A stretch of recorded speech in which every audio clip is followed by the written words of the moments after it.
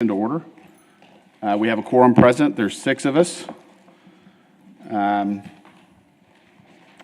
So the first item on the agenda is the consent agenda.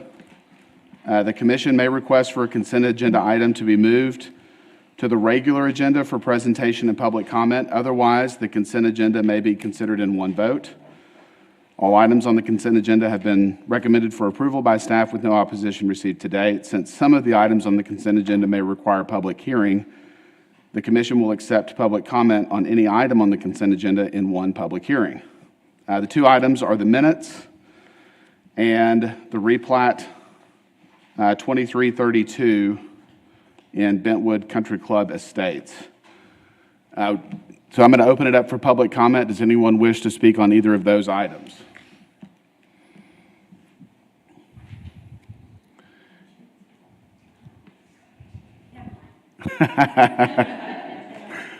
Okay, seeing no one wanting to come up to the podium, I'm going to close public comment and take a motion. Make a motion to approve as presented. Second. Okay, so we have a motion and a second to approve as presented. All in favor say aye. Aye. Opposed? 6-0. Okay, regular agenda, rezonings and comprehensive plan amendments. City Council has final authority for approval of rezonings and amendments to the comprehensive plan. Item 1, Z2311 and CP 2304, request for a comprehensive plan amendment from neighborhood to neighborhood center and rezoning from single-family residential RS1 to neighborhood commercial located at 4415 Armstrong.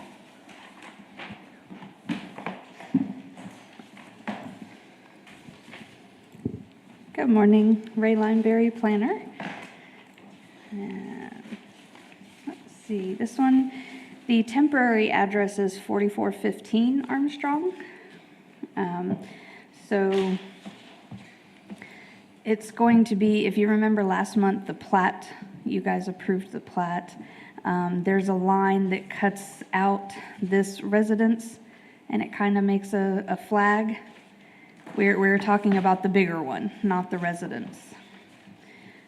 So this was J&O Abe March, and they are requesting to change the comprehensive plan from neighborhood to neighborhood center and rezone it from single-family residential to neighborhood commercial. It's in District 2, Tom Thompson, Lakeview neighborhood. And there's the comprehensive plan on the left and the zoning map on the right, showing that it's mostly residential. If you notice on the comprehensive plan, this is neighborhood center. So there is some neighborhood center in the area, otherwise it's residential and ranch and estate. We actually received 3 in opposition. I gave you a copy of the latest one that we got Friday. The third one, I believe, is this one.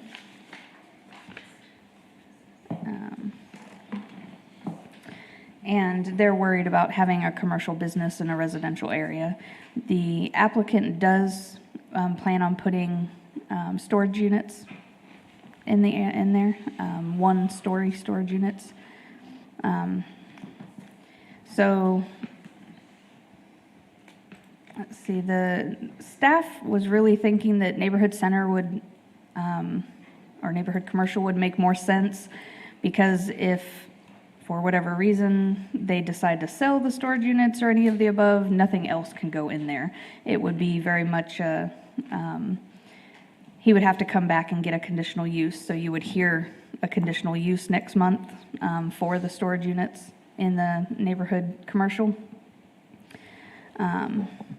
So the vision plan does have some neighborhood center that I showed you to the south, and this proposed rezoning, it will not conflict with the zoning ordinance, and it is mostly single family and ranch estates.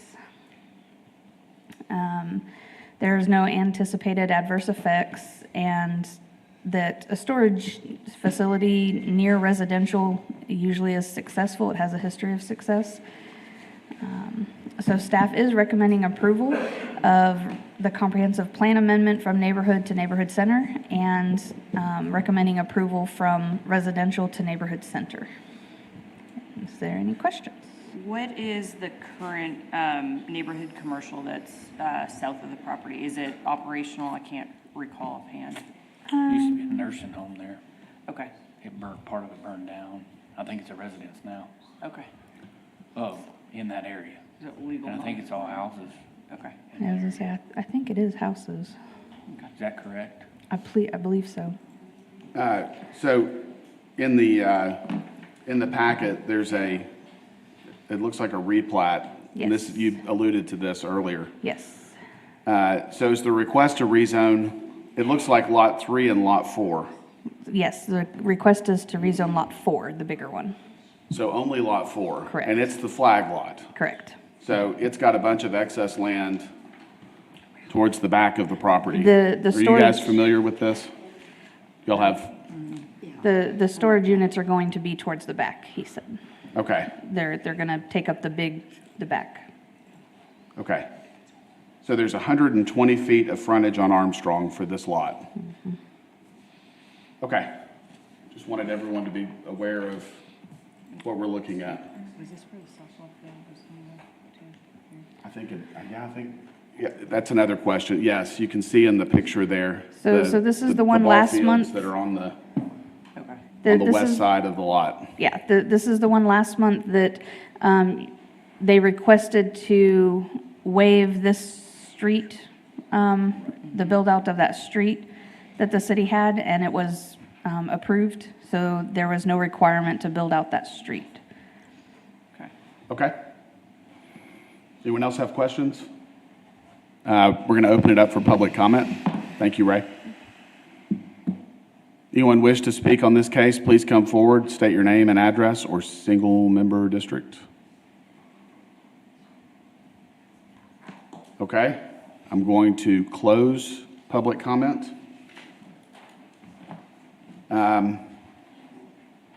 So just looking at this, rezoning it to commercial, there's not a lot of frontage on Armstrong, which would be the main thoroughfare for commercial.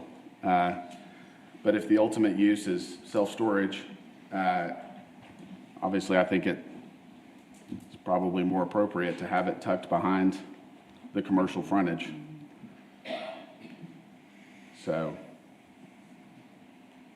we've got ball fields on the west side of the lot. What's to the north?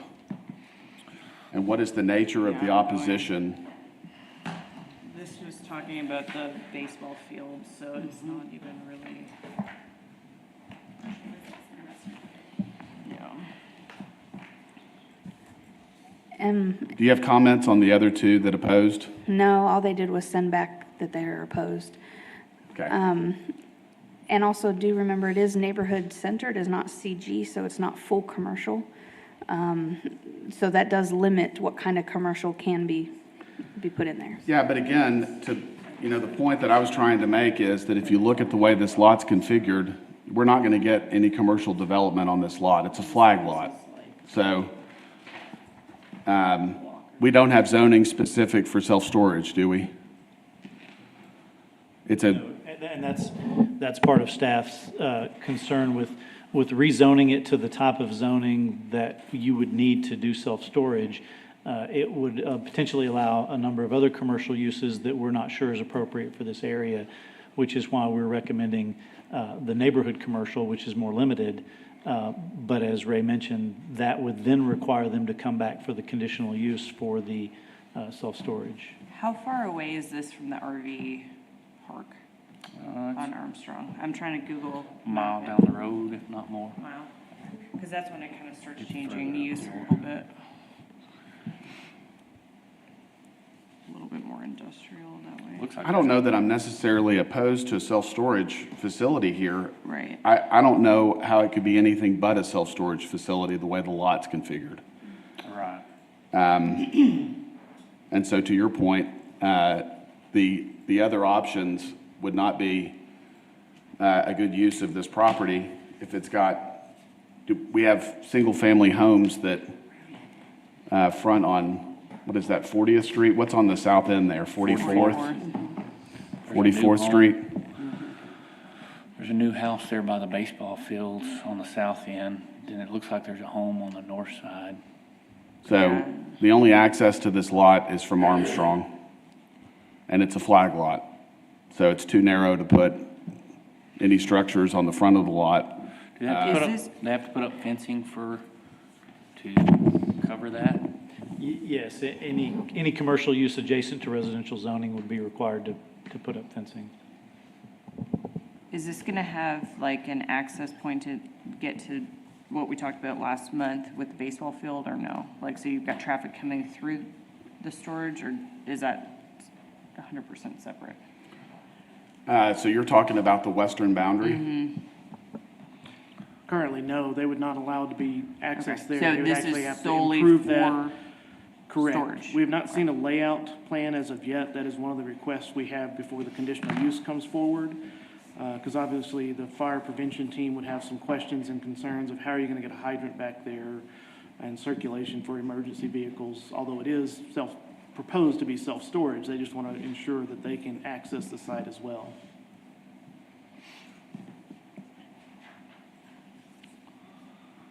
Is Lot 3 a residential lot? Yes. So we've got residential north and south and east, and baseball fields to the west.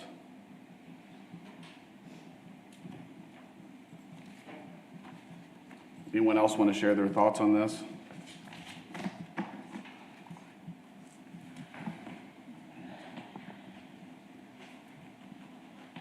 I mean, it kind of goes back to, I mean, we approved a storage building 2 months ago, right at the entrance of the Bluffs. I mean, so again, you know, and that one was tucked towards the back of the property on there. So it's very similar as far as the amount of frontage. The difference to your point Right. is that there's commercial all around that site. Right. There's residential all around this site. There's not a lot of development, there's a lot less density Right. in this immediate area. Yeah, if you go But- up, once you cross Lakeview Heroes, then it starts changing use with the RV and recycling and all of that. It's a very rural area. You look at the development around it.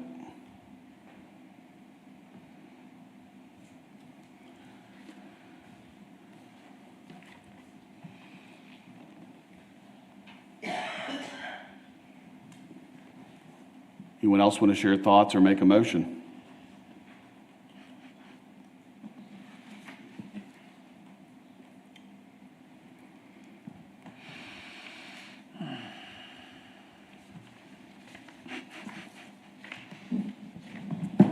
I don't know, I'm torn. The real issue I have, and I feel the same way, the real issue I have is that this is a flag lot, and we're zoning it for commercial, which would not be a good use of this land as a flag lot. If this lot had a lot of frontage on Armstrong, I think it would be more appropriate. And the only other use you'd have, I mean, without commercial or even what they're proposing is to cut a street in there and develop it into lots, but I don't foresee that happening either. Right. Because you got a house that sits in the middle of it that appears, you know, that's why it has to be a flag lot. The other thing you'd have to have is to have a drive to the back if somebody built a house back there. I don't know.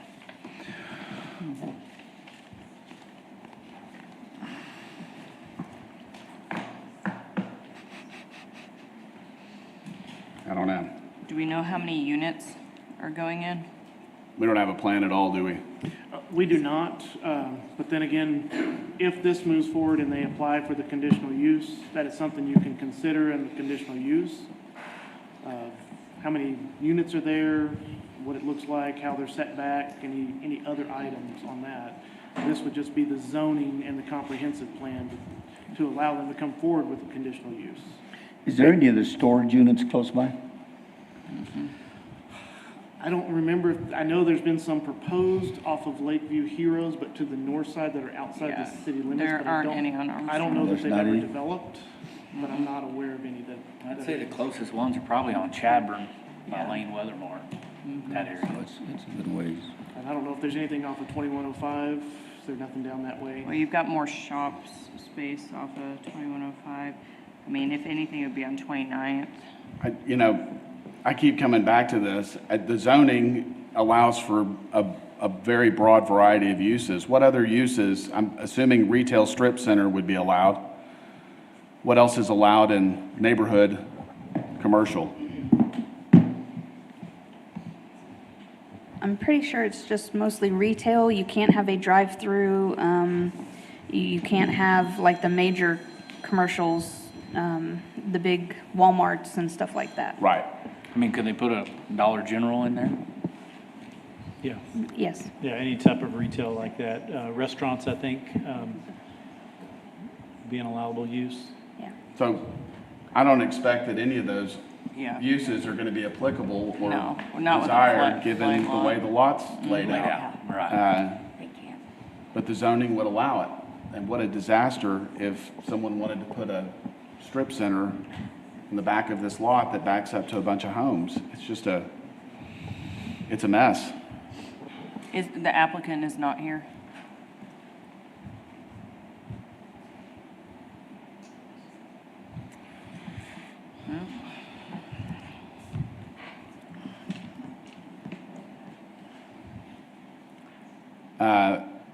Can we hear this case with the proposed use as self-storage and discuss it more comprehensively? You could, but we often caution against that because again, you're considering the zoning of the property, which allows any of the uses. And so, I mean, let's say the applicant came forward with a plan you liked. There's no guarantee once it's rezoned that that's what they actually do. Now, you can condition the conditional use on a particular site plan. Yeah, but and the I zoning understand your itself- point, John, but I wouldn't be interested in rezoning this unless it was self-storage. I agree. I Sure. would consider it, I think, on condition that it's only self-storage. If it's anything else, I think it's a terrible idea. And that's the problem with a straight rezoning like this is. Right. You're allowing anything allowed in neighborhood commercial. Which is obviously what we're Which in is our opposition. main Yeah. concern with Right, straight rezoning it. right. We don't have zoning that is specific to self-storage. I understand your concern about the intensity of the development with straight rezoning it, but The only other option, I think it's large enough that you could do a planned development, and then then you could limit it as tightly as you wanted and say, only, we would probably, if that was your intent, we would probably propose a PD that keeps the underlying residential zoning, but then allows the additional use of a self-storage, but nothing else. That wouldn't be bad. I personally, as much way as I to hate go. PDs, I think it makes sense here. What do y'all think? I think so. I agree. Okay, do you want us to table this, or how do you want us to handle I it? think that's probably best because our intention, if this zoning passed, was for them to come back with a conditional use. And at that point, we would look at some conditions like what type of screening. Yeah. Distance from the adjacent residential of the buildings or, things like that. So those would all have to now be incorporated into the plan development if that's your choice. And while I think technically you could recommend a PD today, I don't think we have enough details to be able to do that. So that would be my recommendation is table it and we could bring back something more next time. Okay, I move that we table. Second? okay. So we have a motion and a second to table to our next meeting in October. All in favor, say aye. Aye. Opposed? 6-0. I didn't hear actually.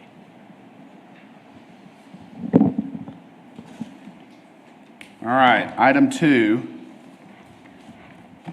Z2312, a request to rezone 18.046 acres from Ranch and Estate District to low-rise multifamily residence district, and to rezone 10.8 acres from the Ranch and Estate District to general commercial on a property located at the southwest corner of Loop 306 and Foster Road.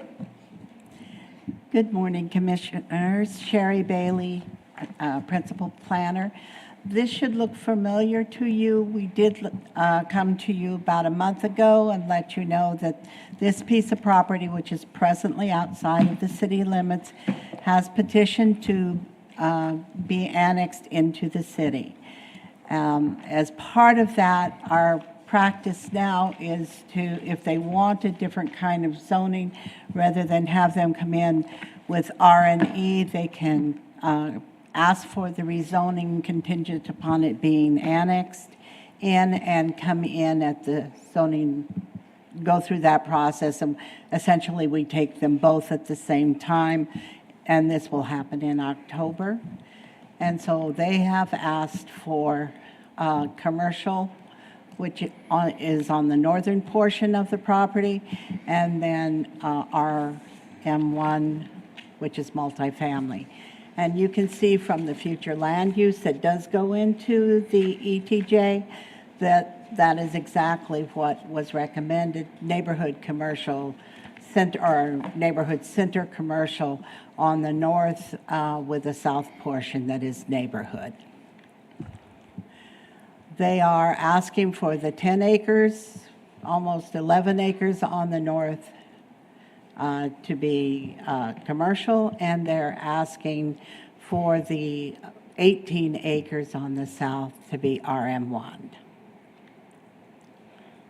We did send out 12 notices. We got 0 in favor, but we did get 1 opposed, and I've put the star on the map showing that they are immediately adjacent to the property.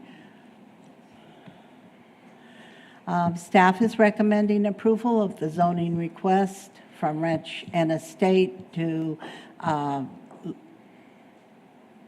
commercial on the 10 acres and low-rise multifamily RM1 on the southern part of it. With that, are there any questions? Do you mind going back to the map? Which one would you like? That one's perfect. Okay, So there's land on the northern end of this site. yes. Is that That's all. developable land, or is that TxDOT land, or, No, it is developable, and it is already in the city limits. okay?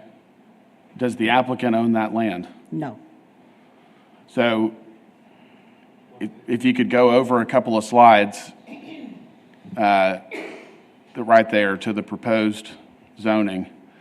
So the access to that site is going to be off of Foster Road? It is. Until there is something that is developed in the future. I've got concerns on that. What's the northern land zone? Where it's general commercial? I believe it is. Yeah, Yeah. because where Old Stone comes down. Yes. That was all zone commercial, the 2 lots, and then the frontage. And then on the other side where that floodway is, that's still a range and state. All right, anyone else have questions for the staff? Do we have a mock-up of, I mean, when we're talking about low-rise multifamily in there, I feel like Wolf Creek Apartments was a prime example on what they look like versus what was proposed. And then my biggest concern, honestly, is Foster is not adequate. That road, I mean, it floods right there. The road, is dilapidated, and you're gonna put how many low-rise multifamily in whatever that says, 15 acres or whatever, and they're all 18 feeding out onto a under-improved road that is not very wide.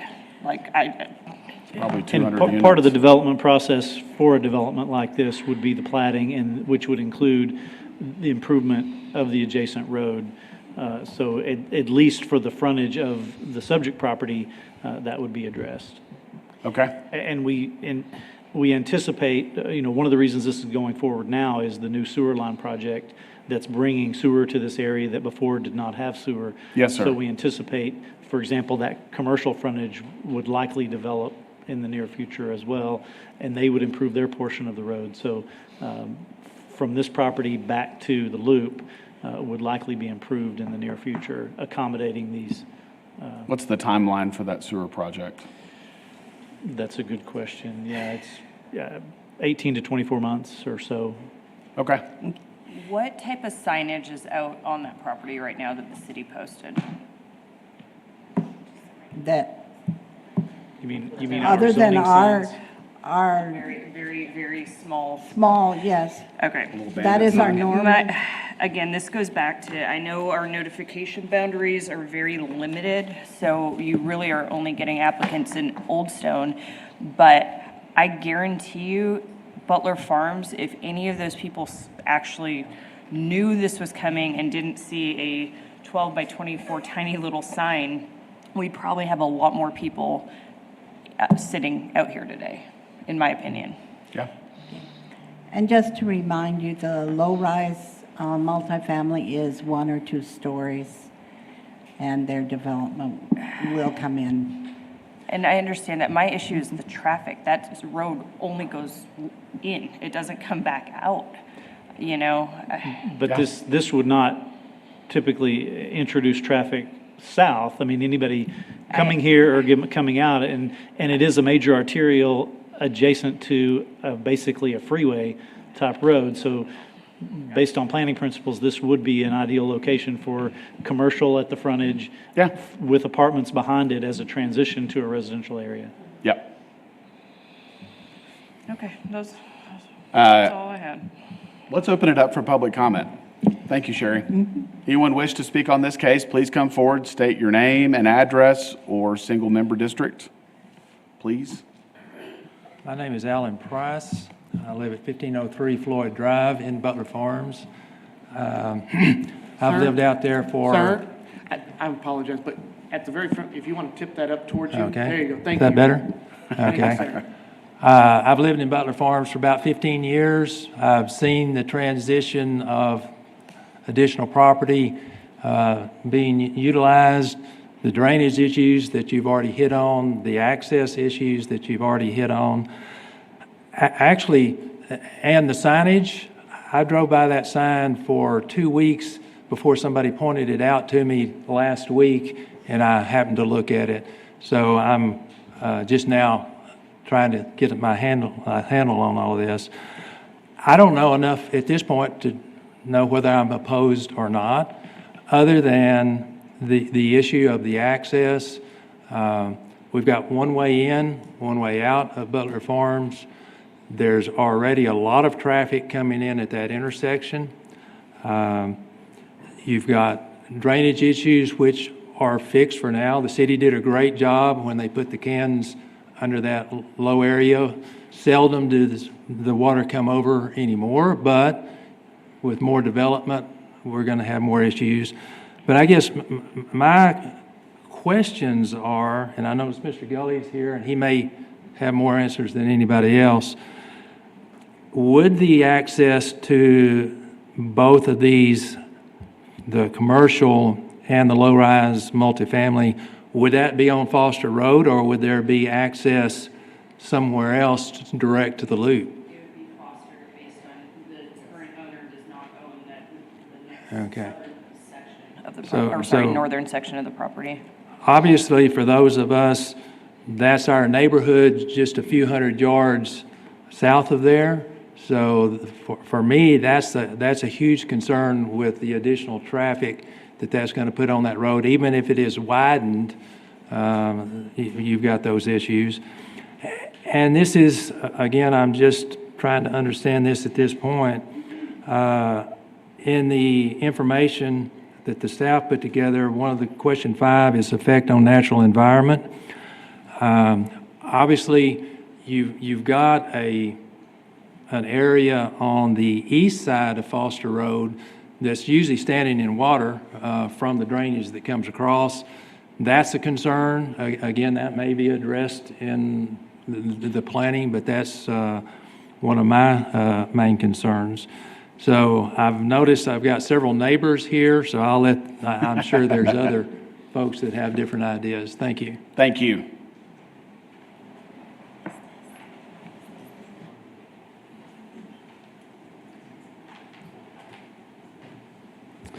Good morning, Russell with SKG Engineering. The proponent for this actually does own the land to the north of this. Okay. And so their plan is, because this area was not within the city limits, they are requesting the annexation, and with that, bringing in the zoning. This is all kind of really tying into, in conjunction with that city sewer main extension project. They sir. realize that the property now becomes developable, if you will, with sewer coming through this area. So the master thoroughfare plan shows Crystal Point, if you will. It's over in Bentwood to the west, coming through and kind of paralleling that AEP feed track that's immediately to the south and connecting Foster to Wolf Creek. And so, Yep. so there will, over time, be a connection made there, but this development ultimately will have a lot of primarily internal circulation that will make some connection out. We've had some preliminary discussions with TxDOT about access up to the frontage roads there. So at most, we believe we'll be able to get 2 access points up to the frontage road. And as Mr. James pointed out, when they come in and plat, they will have the obligation to improve their incremental half of Foster Road through that, for that whole segment there, for as they develop and tie to that. So that part of Foster will be improved, at least partially, as they develop that area. Now, the concern of drainage, and that's really everybody's concern, and the city ordinance kind of protects that, is as this development goes in, they'll have the obligation and the requirement to limit discharge from this property to existing conditions. So within this property, at the low point, if you will, there probably will be some type of stormwater detention basin that will then meter out the stormwater at a limited rate. This property here and that low lying that Mr. Price spoke about to the east, they've talked a little bit because they're like, hey, we're way up here high, we've got some extra material, you're in a low spot, you need fill material, so they're, you know, we're the closest cost of fuel, trucking, hey, Yeah. maybe we can work together and try to develop that. We have done and worked with the city to actually kind of look at a way to improve the drainage from the culverts that are placed there in Foster Road and get it around over to where the drainage passes underneath at Loop 306. Part of the challenge is, one, it's just low-lying and there's very little slope to get the drainage from where it crosses at Foster over to there. But there is a way to do that, and the developer of the property to the east and the city had kind of worked out a way and granting of some drainage easements to get drainage over there. So really, this is kind of a step process. You'll be seeing more of this as we kind of work through this. The annexation request, the zone change, then they're kind of be bringing in some plats and concept plans, and really the low-rise multifamily is not going to be fully intensive entirety multifamily. There'll probably be within that some single family, some townhomes, some twin homes, but they're just kind of looking through that, and with the RM1 zoning, you have the right to do all of that stuff. So it's like, that was a very full encompassing, allow us to do just about everything we want to do from the different types of family living, if you will, within that. So we'd be happy to answer any questions. I think one of the main concerns that has been raised is access to the general commercial lots. So you mentioned that the applicant owned the land to the north and that there would be curb cuts on the frontage road. Would there also be curb cuts on Foster Road? Yes. One, for sure, would be a future connection of Crystal Point Drive as a city street. That's a part of the master thoroughfare I thought you plan. mentioned that was on the south end of this lot. Well, it is. It is. It goes through the multifamily part. But yes, for the commercial, at this point, we don't know the exact layout. There's been some concept layouts, but there will, for sure would be one that would be closer up to the intersection. You know, we want to sit far enough back because we don't want to stack Right. an entrance right at the intersection, but 100 to 150 feet back would be for sure at least one, and then possibly more, but for sure the one, and then Crystal Point tying to that. Okay. Anyone else have questions for Russell? Thank you. Thank you. All right, anyone else wish to speak?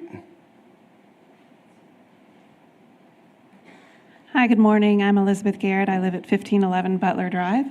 I'm here to speak just for myself and my husband. We've lived in Butler Farms for about 11 years now. And I appreciate the information from Mr. Gully. That's all mostly new to me. Just like Mr. Price, I did not see the sign that was posted for the rezoning until less than a week ago. And so all the information that he was able to present just now was very helpful, appeased some concerns, raised some additional concerns. I think that would all be great information for our neighborhood to have prior to a meeting like this where we have the opportunity to voice our own concerns. I would like to raise a different traffic issue than what has already been raised about the curb cuts on Foster Road. As a resident of Butler Farms, and I often have my children with me in the car, I'm coming from both directions on the loop and coming across the overpass. Oftentimes when you're coming from the north side of the overpass south, that is a intersection from the access road across Foster Road. It is a terrible intersection, and I realize that this may be a DOT issue, and it's probably not something that the developer would be forced to address, but I don't know if residents need to bring this up with DOT or if the city can request a traffic study there, but certainly adding more traffic to that intersection where the people who are going from west to east across, I don't know if they forget that it's not a four-way stop or if they are uneducated about it, have not driven through that intersection, but I've almost been hit multiple times by people failing to stop at that stop sign. And similarly, on the north side of that overpass, with the increased traffic from Bentwood using the access road to go across the overpass and then go west on the loop, when I'm coming home in the mornings especially, I have to sit there for a very, very, very long time. And so I don't think that developing this could come without some improvements to those intersections as well. And one last thought is, having listened to the last rezoning request, I'm curious, since the master plan calls for, neighborhood commercial? Yes. Since that's already planned for neighborhood commercial, why it must go to general commercial instead of saying neighborhood commercial, and thereby limiting the types of businesses that can go in there. That would just be my own curiosity, what the plans are maybe to go in there that exceed neighborhood commercial, or if they even have any. Can you guys shed some light on the types of development that general or commercial would allow that neighborhood commercial does not allow?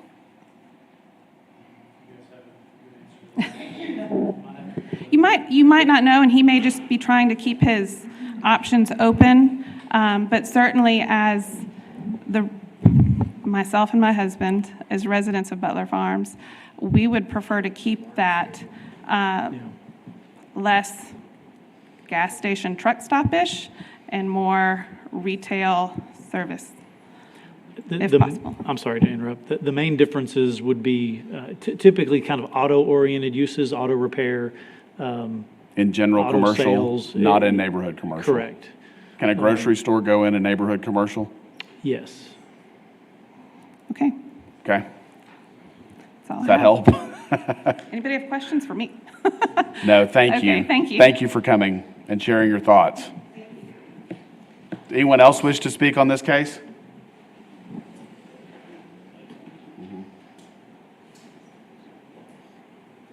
It'll be on the southern end of this. I'm Danny Calhoun. I live in Butler Farms, 1543 Butler. Commissioner is Tommy Hebert. I didn't want to speak. Now I kind of do want to speak, and I'll keep it as short as I can. They've added a lot of things to this, and it is a problem. Y'all nodded your head yes up and down about the intersection. We all know that's a problem. In 1971, I lived on 607 North Jackson. They bought my house for the thruway, the frontage road. Since 1971, they built Loop 306 Yes, sir. around to this point. The bridge coming over this is a 4-lane bridge. They've known this problem since whenever they built it, finally in the 80s. And that's a 4-lane road.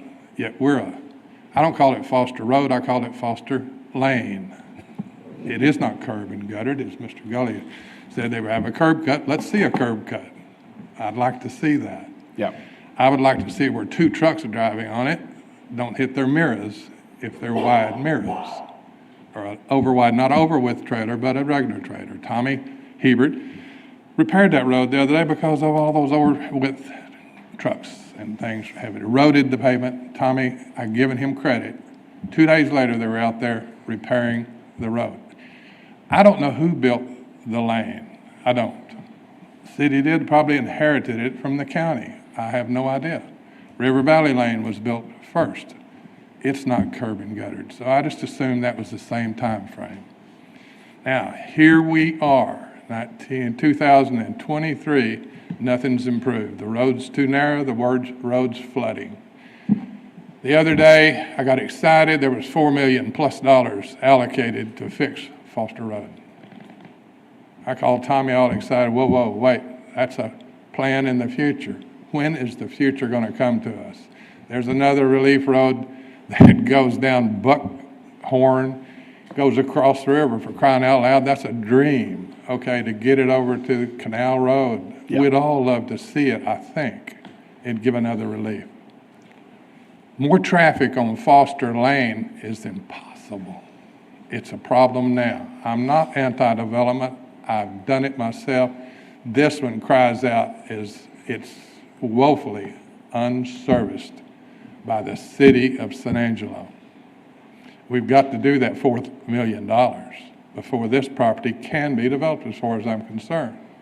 The commercial up there getting a curb cut, we mentioned the rezoning. It's the same person that did it. They did it off of this when y'all approved it before.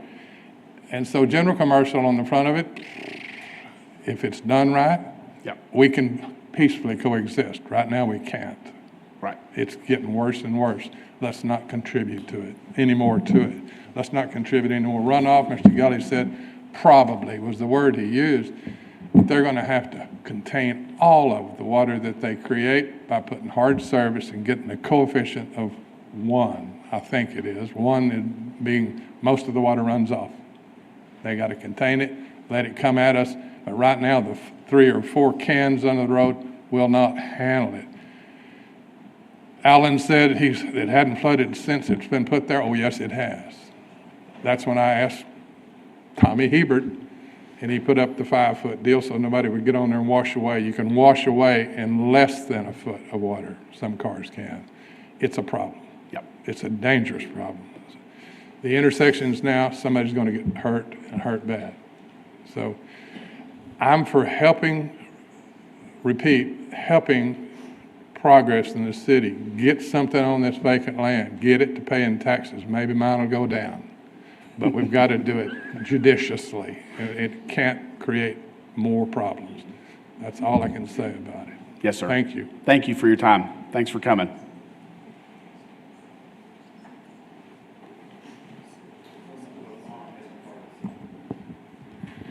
Good morning. My name is Stephanie Bass. I live at 1601 Stone Trail Drive in Butler Farms, and I'm here speaking on behalf of me and my husband. Foster Road is a big issue. I can name several times that it was impassable for hours. There was a fire once. My children were stuck on the other side. I was stuck in the neighborhood. I had to borrow somebody else's car to chase down the school bus to go get my children. They could not bring them to me. Another time, there was a head-on collision with a city truck, and the road was shut down for hours again. It's been impassable due to floodwaters, and we have doctors that live out there. We have older people that need emergency services, and I just don't think we can put another tire on Foster Road without improving the road. Thank you. Thank you. All right, anyone else wish to speak on this case? Okay, I'm going to close public comment and have a discussion amongst us here. The issues that have been raised, I think, are legitimate, and I think my biggest concern, and it's been raised, is Foster Road. And it's, for as long as I can remember, it's a one-way in, one-way out road. It's dangerous. It floods, as some of the residents have indicated. It at times has been impassable. And I have serious concerns about the intensity of the development that's proposed here going on Foster Road without improvements that are made. I know that annexation is part of this process for rezoning this land. Can you guys share with us what is in the city limits and what is not in the city limits within this Foster Road area? Is the neighborhood south within the city limits? No, it's not. Which, Which- no, yeah, But- which neighborhood? Butler Farms Butler is Farms within the is. city limits. Okay. This is largely encircled by the city. Everything to the north is in the city limits. Of course, Bentwood is back to the west. Yes. But there are a couple little pockets there that have not yet been annexed. So south of this site, directly south? Directly south is not, but it's not too far till you get to the Butler Farms area that all To is the east. within. And so, and then there's a little gap between Butler Farms and Bentwood that there's kind of a strip that then widens out as you get farther south. Okay. But for the most part, this is almost completely encircled by the city limits. Okay. I will point out, just for what it's worth, the Yeah. thoroughfare plan does show Foster Road sort of curving and then extending to the south. So someday, and it could be 30 years from now, someday there will be additional connectivity to When that you say area. extending to the south, do you mean across the river? Well, ultimately, that's on the plan, yes. Okay.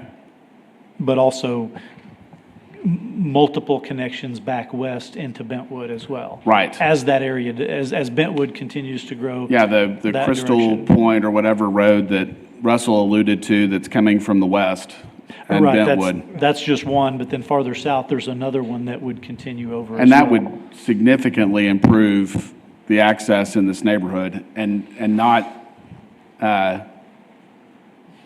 keep people from getting out or in when there's excessive flooding. Yeah. It might not even be in our lifetime. How, I mean, how many it's- acres are to the north of this that are on Loop 306? I can tell you, hold on. I'm going to open it up for public comment for Mr. Gully's The thoughts here. parcel that does this. Thank you, Mr. Stribling. And it is, they bring up 6.9. excellent points and things that we are certainly all concerned about. You know, traffic, that is TxDOT right-of-way there, you know, maybe we can go to them and trigger a traffic study or a warrant study. It might be just right now at the cusp that it doesn't justify a full four-way stop there, and if this doesn't develop, then it's going to continue to be extremely dangerous. So we're kind of in this point of where do we allow development to begin, or do we just stagnate and kill that area, and those connections never get made?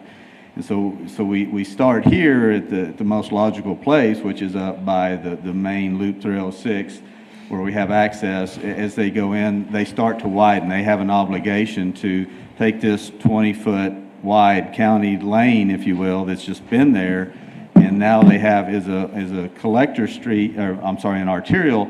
They have to at least make their half 32 feet, so it would be 32 on their half plus 10 for the other side. So now, for this piece, we're looking at a 42-foot wide street that would have curb and gutter on it that we would get a curb cut on. So, yeah, currently there is no curbs to cut, but Right. as the development comes in and the street gets widened, we do create that. And I guess when I said there may do detention, there will be some type of stormwater mitigation. Detention, I wasn't trying to avert the requirement, but they have an obligation to limit discharge to existing conditions, which is a approximately a 30% runoff coefficient. And they pave it and it substantially increases, so they have an obligation to mitigate that.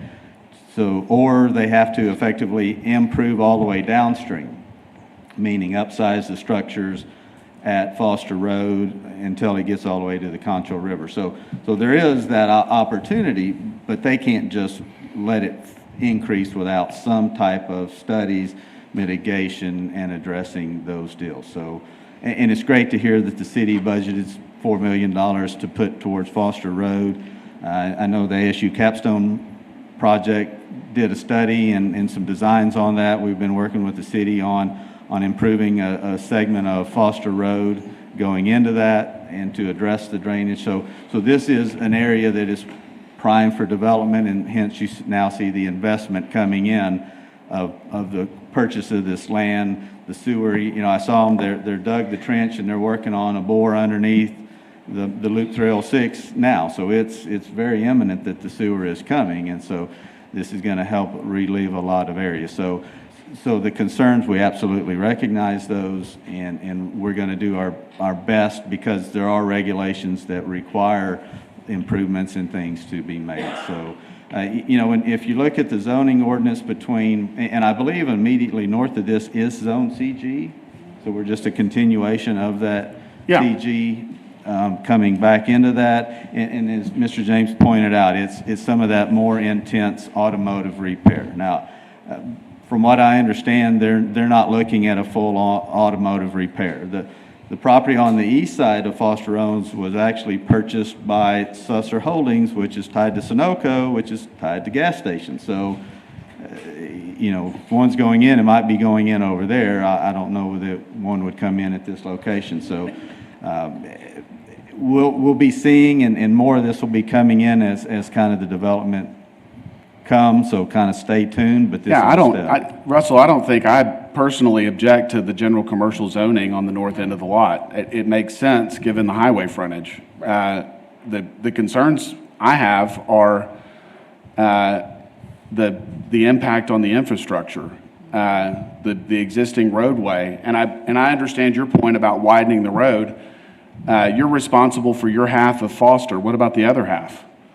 Whenever somebody comes in and does that develops that east side, then they'll have their obligation. Or right. Hopefully the city, and I don't know the CIP project where Foster Road is. I know a lot of people have Tommy council members' ears that's gonna, they're looking at that, and that's on the CIP project. So hopefully sooner rather than later, and this development can help stir and trigger that investment and maybe help offset some cost if the developer comes in here and does part of it on the front end. So it's all moving in a direction. I think that's my biggest concern. I understand in the development agreement that the city has, like for the land to develop, you do your portion of the street. But, and this might be more a John and Aaron question, but based on the density of, let's say, they do put apartments in there. Again, if you put let's just say 500 apartments in there, only improving one side of the street isn't adequate for that amount of traffic. Right. At an RM1 zoning, the maximum density is 25 per acre. Okay. I don't think we can get to 500. But I'm just saying, in general, Sure. And I think we'll absolutely reach out to TxDOT, and based on what we're hearing, you know, as this develops, TxDOT, please study this, or TxDOT may say, we won't, but you can hire someone to do a traffic impact analysis and a warrant study to justify that, because this developer probably would want to see a four-way stop there, only for the safety of this whole area. So it's great points that we can take forward and address. Thank you very much. Thank you, Russell. Russell, are you aware of any other opportunity to fix Foster Road other than that $4 million down the road? So if we don't approve this, then everything stays status quo for undetermined amount of time. There's no relief on Foster Road for any reason. Other than the $4 million that the council just approved, and I don't know what the time frame is on that, but I'm not aware of anything else. As we all know, there's a lot of infrastructure needs in the city, and so those high priority ones are. Because this reminds me of Cox Lane, where we've had multiple accidents, and we finally allowed, that road to be modified, I think was finally approved. But yeah, this is, if we don't start something, to start the traffic studies, to take a look at the overall traffic, to put more pressure on fixing Foster Road, I have a feeling it's gonna just stay the same. We'll still have the issues we have today. So this is, from one standpoint, I agree with everyone. It is more traffic, but you've got to start someplace. And if there's no other plans, I don't know where we go from here. And the developer also have an obligation for a sidewalk on their side of Foster Road because it is an arterial, so. That's true. Thank you, Russell. Okay. All right, I'm going to close public comment. Drainage ditch. Dreaded Dad, I think your point is legitimate. The concern I have, what if the multifamily gets developed first? And then we've got an irregular jog. They're not going to be required to improve the commercial frontage on Foster Road if they do multifamily on the southern end, are they? And so it's a little dangerous to consider the amount of traffic that this site would put on Foster Road and the way that it sits today. There's no question it needs to be improved. And I think it needs to be improved beyond what the developer would be required to improve. And that's the concern I have about the zoning.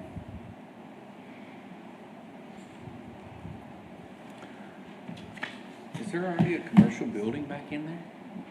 There's like some, further back on the same side, there's like some kind of warehouse-ish Yeah, I think stuff. there's a telecommunications tower back there, Yeah. and there may be somebody's private stuff, but it's, Exotic those expression. are actually areas Yeah. out. They pop up around Christmas. Oh, okay. It Sounds different. I believe those are areas that are outside the city limits currently. And that there is a big storage building across from Exotic. business and then the little Christmas store. Yeah. Yeah. Yes. And that business is not, the telecommunications business is just it's just a storage unit. Just a structure. Yeah. Okay. Business there. There's an actual business, I know the owner. I do too, that's why I was wondering. I mean, I know Exotic Expression is a business, but the store, everything across in that same parking lot as Exotic Expressions, that's not a business across from them. It's just storage. The warehouse is a business. Okay. Telecommunications business, and then the first thing that when you come into the left is the Christmas store. Right, gotcha, okay. Yeah, gotcha. Okay. Okay, I'm going to open up public comment for Mr. Calhoun.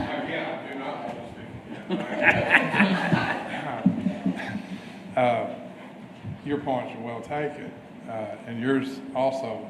And I feel like we're all getting to know each other. We're around the fire right now, we're talking. And Mr. Gully is certainly ahead of me, put 25 per acre. I don't know what in the heck that meant, so 25 what per acre? Units. Okay, I'm behind the curve on that because I'm a sleepy retired guy. So 25 times 18. Okay. That's the maximum density. Now, I don't expect that they would achieve that kind of density with this development, but. Yeah, I don't want to, I'm sorry, I never could hear you well because you're not close enough to the microphone, Brittany. So I didn't hear what you said. It was funny, and I love humor. But anyway, I don't want to get too humorous about this. This is a serious matter to all of us that live there on a dead-end street. Yes, sir. We moved to a dead-end street. We wanted to live on a dead-end street. Right. Okay.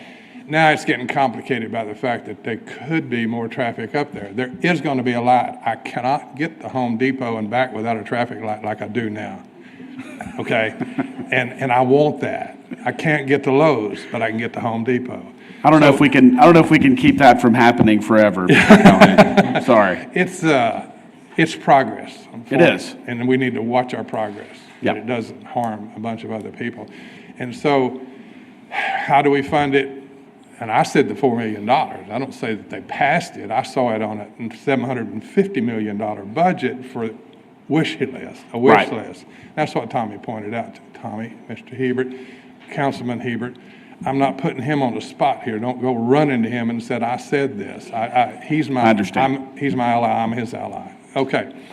And I am Butler Farm Homeowner Association president, interim president, by the way. So, woof, big deal. Here's the thing. I don't want to laugh this into y'all voting and approve this thing, and I don't feel like I did enough. And several of these people back here are from the homeowner association. I did not send this to the full homeowner association. Yeah, Mr. Calhoun, you're headed exactly where I was going. Okay, I did. And that is that, and Brittany addressed this a minute ago, the notice on this lot is probably not adequate for the impact that it has on the surrounding area. We went through a very similar case in the Bluffs years ago, and we had a handful of residents that were upset about the development, and most of the neighborhood didn't understand that the development was going in. And I can't remember the road that it's on. It's across from the TLCA. Melrose. So it's a major thoroughfare in and out of the Bluffs that impacts a lot of homes. And so that personally, I'm going to let you finish your thoughts, and then I'm going to. Yeah, because I'll get out of here pretty quick. Okay. Crystal Point is something I would support. How in the heck they pay for it, the developer's going to. Yes, sir. I don't know, but it's a relief. The other one's pie in the sky to cross the lake, cross Metcalf Lake, Right. South Concho River. That's Long it's been a long pie, range. It's been a pie in the sky for 40 years. Yes, Since sir. they built the 4-lane bridge over Loop 306. Yep. And so that's probably, that ship has sailed. But Crystal Point is something that would work, but you got to fund it. Yes, sir. I don't know how they'll do it. I'm all for it, to let everybody have another way out. Projects like this would help fund it. Yeah. Because they'd be required to put it and- on the south end of their site. Right. And it's going to cost a lot of money. It to is. do The sewer line is coming through there somewhere. Yep. And we've got a sewer line going in our backyard, and I need to get to it because they're coming back to work today. I'm the civilian engineer on it. So I thank you for your time. I just don't want any of us to rush into this thing. Yes, sir. And get another, I don't want to kick it down the road, kick the can down the road anymore, but Yes, sir. let's be judicious in it. Thank you, Mr. Calhoun. Yes, sir, Mr. Gully. I'll put everybody out of their misery. If you can table it for a month, we'll get with Mr. Calhoun and whomever else in Yeah. Butler Farms and let us introduce, it's local, it's, two of the developers are local Yes. people, so I'll have them reach out. If we need to go sit down, talk Yep. through it, maybe we can share. They have some site plans, try to address all of this, and we can come back and be in a better place. Yeah, and the other thing I think that's important here, I think the city council, I think the community needs to understand the impact of this development and the need to make improvements to Foster Road beyond what your client would be required to do on their site.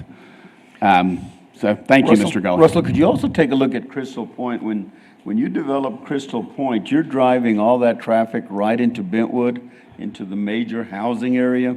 You know, Crystal Point is not the savior. It's going to make a mess in Bentwood. It's a relief. It is. It's somewhat of a connector relief. You know, Bentwood is exactly aware of that, and for some of the plating and things they've done in that area, Bentwood has wanted to preserve Bentwood and keep all us outsiders out of Bentwood, if you will, easily, unless, you know. So yes, I think that the connection of Crystal Point to Bentwood is in the future, you know, that the Old Stone's got to develop the rest of the way. The property between Old Stone and Bentwood's got to develop, and a lot of that is just sitting and waiting on that sewer main. But sure, it is. I see a connection of Crystal Point to Bentwood probably no sooner than 7 to 8 years out, just because of the time it's going to take to develop this. Yeah, because we've just approved all that housing, and when you take a look at, I'm looking at all the housing that's there on Crystal Point, it almost looks like an emergency exit only out of the, Butler Farms area, because if you go down that way, you're going to hit probably worse traffic than going down Foster. Well, and I'm going to get off in the weeds a little bit, but there's even been some high-level discussions with some property owners in the area of trying to figure out how to push Old Stone Road south and create, because that bridge, I don't see it happening in my lifetime, and I'm an old man now, I feel like. So anyway, yes, let us table it, we'll have a discussion and come back and hopefully have some answers. Thank you. Okay, I'm going to close public comment before Brittany. Go ahead. For the city staff. So when these agendas are being brought to you, are you guys like Russell mentioned that they've got some mock-ups of what it could potentially look like. Are you guys seeing that in your meetings? And if so, why are we not seeing it to be able to make a more educated decision? We typically don't see that at this stage. Part of that answer is, again, like with the last case, you're approving the zoning, and it can often be misleading. In fact, one of my very first cases, I worked a zoning case. The developer stood up, presented his plan, everybody loved it. 2 weeks later, after he got the council approval, he sold it to somebody else, and it became an auto repair shop, which nobody wanted or expected. And so, again, you're approving the zoning that would allow anything allowed in that zoning. And so that's one reason we're hesitant to show that kind of information, although if we do have it, we will often show it to you, but with that caveat. Okay. Thank you. Okay, so based on the discussion, I'd like for the signage, the notice to the neighborhood to be more substantial than it's been. And I don't know how to do that. I'm going to ask the staff to maybe come up with some ideas on how to get the word to the Butler Farms community of this project and encourage them to participate in the discussion of this development, and maybe encourage them to work with their council members and staff to encourage the development of Foster Road beyond this. Well, I have a question on that too. For example, in this case, there is a HOA. So are HOAs notified? I mean, that's a great resource in situations like this. From where it's at, okay. Typically not. If we are aware of an HOA, there are some that we have notified because we know of them. We have a contact information for them. I think in this case, that would be the best way to reach them. Just as a reminder, a few years ago, we were over-notifying, we called it, on cases like this, and City Council directed us to only notify what's required by state law. Right. And so, but I mean, that sounds worse than I meant for it to sound, but their concern was staff picking and choosing, well, in this case, we're going to notify more people, but in this case, we're not. So, I mean, we could definitely do it differently this time, but if we were going to do that, I think we would want some direction from the commission. You know, do we want to go out 500 feet instead of 200 feet? Or do we want to work with the homeowners association? In this case, yes, we're on this one. Right. They're notifying. Russell's going to get with the homeowners association, go with them, and I think that'll work moving forward on this case.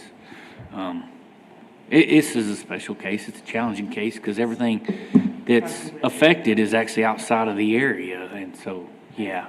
And I think that is something that we all need to discuss with City Council on the notifications. I understand 200 feet of a property with an STR, but when you're talking about potentially the ability to put 450 units in on Foster Road. On Foster, like, and not necessarily just Foster Road, just in general, like that density, I feel like our notification area has to be considerably wider because there's so many people being impacted, especially when you're dealing with half the land around this being ranch and estate. Yep.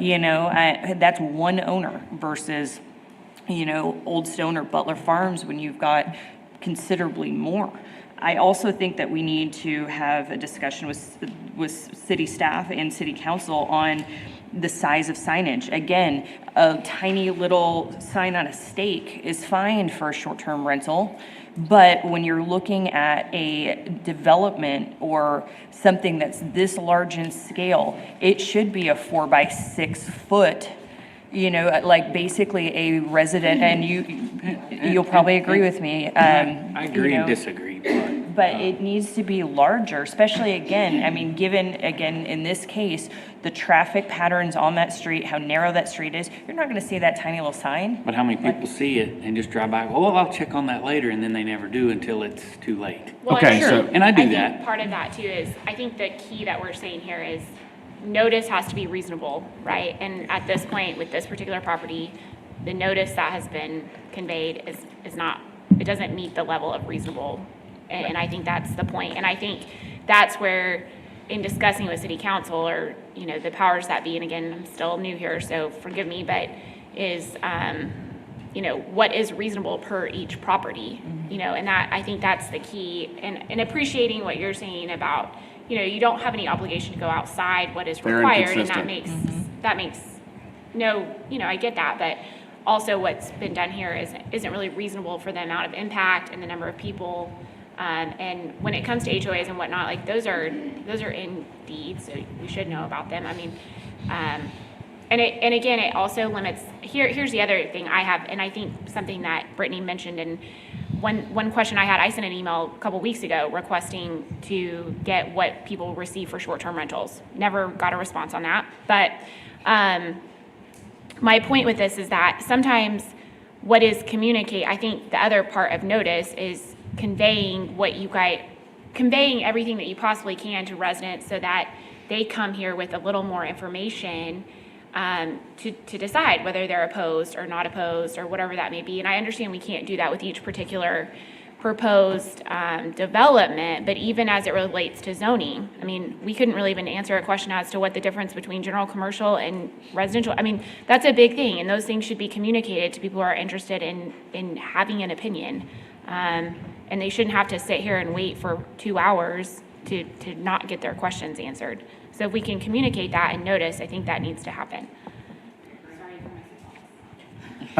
Okay, so to John's point, the notice has to be fair and consistent, and I take from his comments that he would like for us to advise the staff on how to improve notice for this case. So we've talked about the HOA. I think we notify the HOA about this project. I would also like to have these signs. There's a picture here of the sign. It looks like that's running parallel to Foster Road. Can we turn the sign and put it on Foster Road where, as you're passing in and out of the neighborhood, you see the sign? Get it close to the road so that everyone understands what's coming. And unless someone feels different, I think it makes sense to continue this. Yeah, we could definitely do that. We can definitely put more signs. We sometimes do that on large properties just to make it more visible. Yeah. Or if it's on an intersection, for example, we'll put it on both side streets. Yep. But we can, for this one, I don't know that we could have a bigger sign in time, you know, for next month, but that's something we can also look at is. Sure, we can look at that as well for the larger sites or sites like this. Okay, so would anyone like to make a motion on this case? I move that we table till next month. Second. Okay, we have a motion and a second to continue this to the October meeting. All in favor, say aye. Aye. Aye. Opposed? 6-0. Thank y'all. Okay, I'm going to jump forward. I'm going to go into conditional uses, case 3. So the Planning Commission has final authority for approval of conditional uses. Appeals may be directed to the City Council. CU 2344, a request for conditional use for a short-term rental at 2950 Red Bluff Circle in RS1 zoning district. Sorry for the mix-up, Mr. Vinoy. That's okay. Good morning, everyone. Aaron Vinoy, Assistant Director of Planning and Development Services. I'll move our screens forward until we get to that short-term rental. Here we are. Here we go. 2950 Red Bluff Circle. It is a request for conditional use for a short-term rental in RS1 zoning, District 1, Tommy Hebert in the Nasworthy neighborhood. This here is just a picture of the parking that they have improved over the last year or so. The I believe they bought this property about a year and a half ago, maybe 2 years ago, and they've been doing improvements on it ever since. Here's our large map of the Nasworthy area, and before you start looking at all the stars and everything like that, the current request is right here. We have another request also across the lake on just on Joy Road, but this request is right here in Red Bluff Circle. Yes, sir. There was a denial on a Red Bluff, and I want to say that was Ramp Road. I know that we have too many Red Bluff stuff, but that's where that is. You can see the green ones that have now come into compliance have been approved with the conditional use and with the CO. They were kind of in blue, probably in the previous meeting or meeting before. Currently, there are no properties out there that are just a CU but haven't gone forward in the process. So you can see there's a number of them now that we're going to have basically 5, what I call active. They actually have all of their stuff and they're active. So if this is approved, it would be number 6 in that Nasworthy area. Here's the overhead. We did mail 11 notices. You see that there was 0 in favor, but I did get one over the weekend. That is a mail-in, and it's from 2954 Red Bluff Circle from a Miss Jones, and she did say that she was in favor. So it's 1 in favor and 1 opposed, which is the actual property right there to the right. You can see the subject property is kind of outlined in red. The one thing I would note on this particular property is there is this large area that's accessed between all of these properties, but the home is significantly to the back of the property. Now you can see there's a patio and a large dock off here. This property here might be more impacted, although this property is very large and wide. I'm going to say that that's their home there and they're parking there. I'm not 100% sure, but that's just my assumption. But again, things that happen here could obviously impact properties on either side. We did look at this. It does seem to meet our current standards for short-term rental. They do have the off-street parking, and we would just ask that they maintain those. They go through the rest of the process if they're given this conditional use of obtaining a certificate of occupancy through the permits and inspection divisions, as well as get an annual fire inspection through the fire marshal's office. And then as well as comply with anything else that was in 406 of our ordinance, which happens to be the hotel taxes, that they register for those locally as well as state, and we have a process that's been implemented for those things. With that, I'll take any questions. You know, they have to access through another property. Who owns that property? Well, this property right up here, this is City of San Angelo access property. They actually have a little bit of sewer lines and grinder pumps in here that actually access, so the city owns, the city owns that as well as access back to the actual roadway. Okay. Does this property have a dedicated driveway from Red Bluff to the home or to the lot? Yes, it does. It's not shared by the neighbors? That's a good question.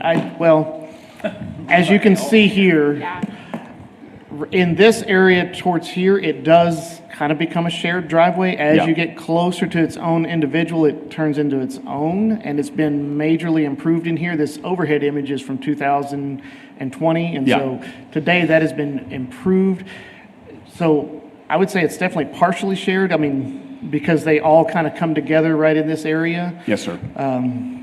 And I can see that that may be a concern for some of the neighbors. Just asking. The applicant or the representative for the applicant is here, so they can probably answer that. Yeah. Perfect. Okay. Thank you, Mr. Vinoy. If you don't mind leaving that up. There, sure. Thank you. All right, we're going to open it up for public comment. Anyone wishing to speak on this case, please come forward.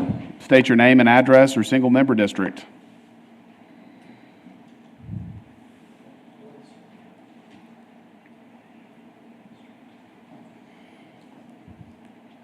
Hey, good morning. I'm Patrick Agan. I'm at 2942 Red Bluff Circle. I'm the neighbor with the large property. Okay. In the mid-90s, I bought a lot next to this lot that's requesting the short-term rental, and my dad bought a lot. We came before you guys and combine those two lots. That's why our lot is significantly larger than our two neighbors. So this picture that we're looking at is that is their parking inside the fence. However, when you pull up to the property, we have a much larger piece of property, and parking is definitely going to be a problem as they pull up to the property, as a renter looks where this Airbnb or VRBO is going to be. So parking is the number one thing that I've got. Number two, of course, are the house numbers. We're readily identifiable. Right now, they are not. And I've got pictures that I wanted to share on my phone, but I was told that there's no AirPlay or Apple that I can throw this up onto the screen. Is that correct? I did send an email this morning to planning at City of San Angelo with all the pictures that I have. Okay. So just in case you didn't get them, I do have some photos if I can come forward. Oh, please. That'd be great. Just to clarify, is that your roof on the left side of the picture? Yes. Okay. Yeah. Just making sure we're oriented. This is a higher picture of my friend. It's a great photo.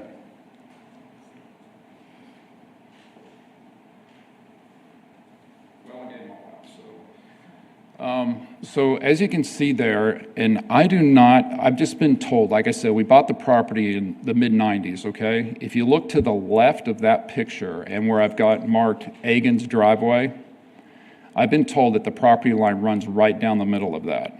Okay. So along with the driveway out front being shared that we paved on city property years ago. Right.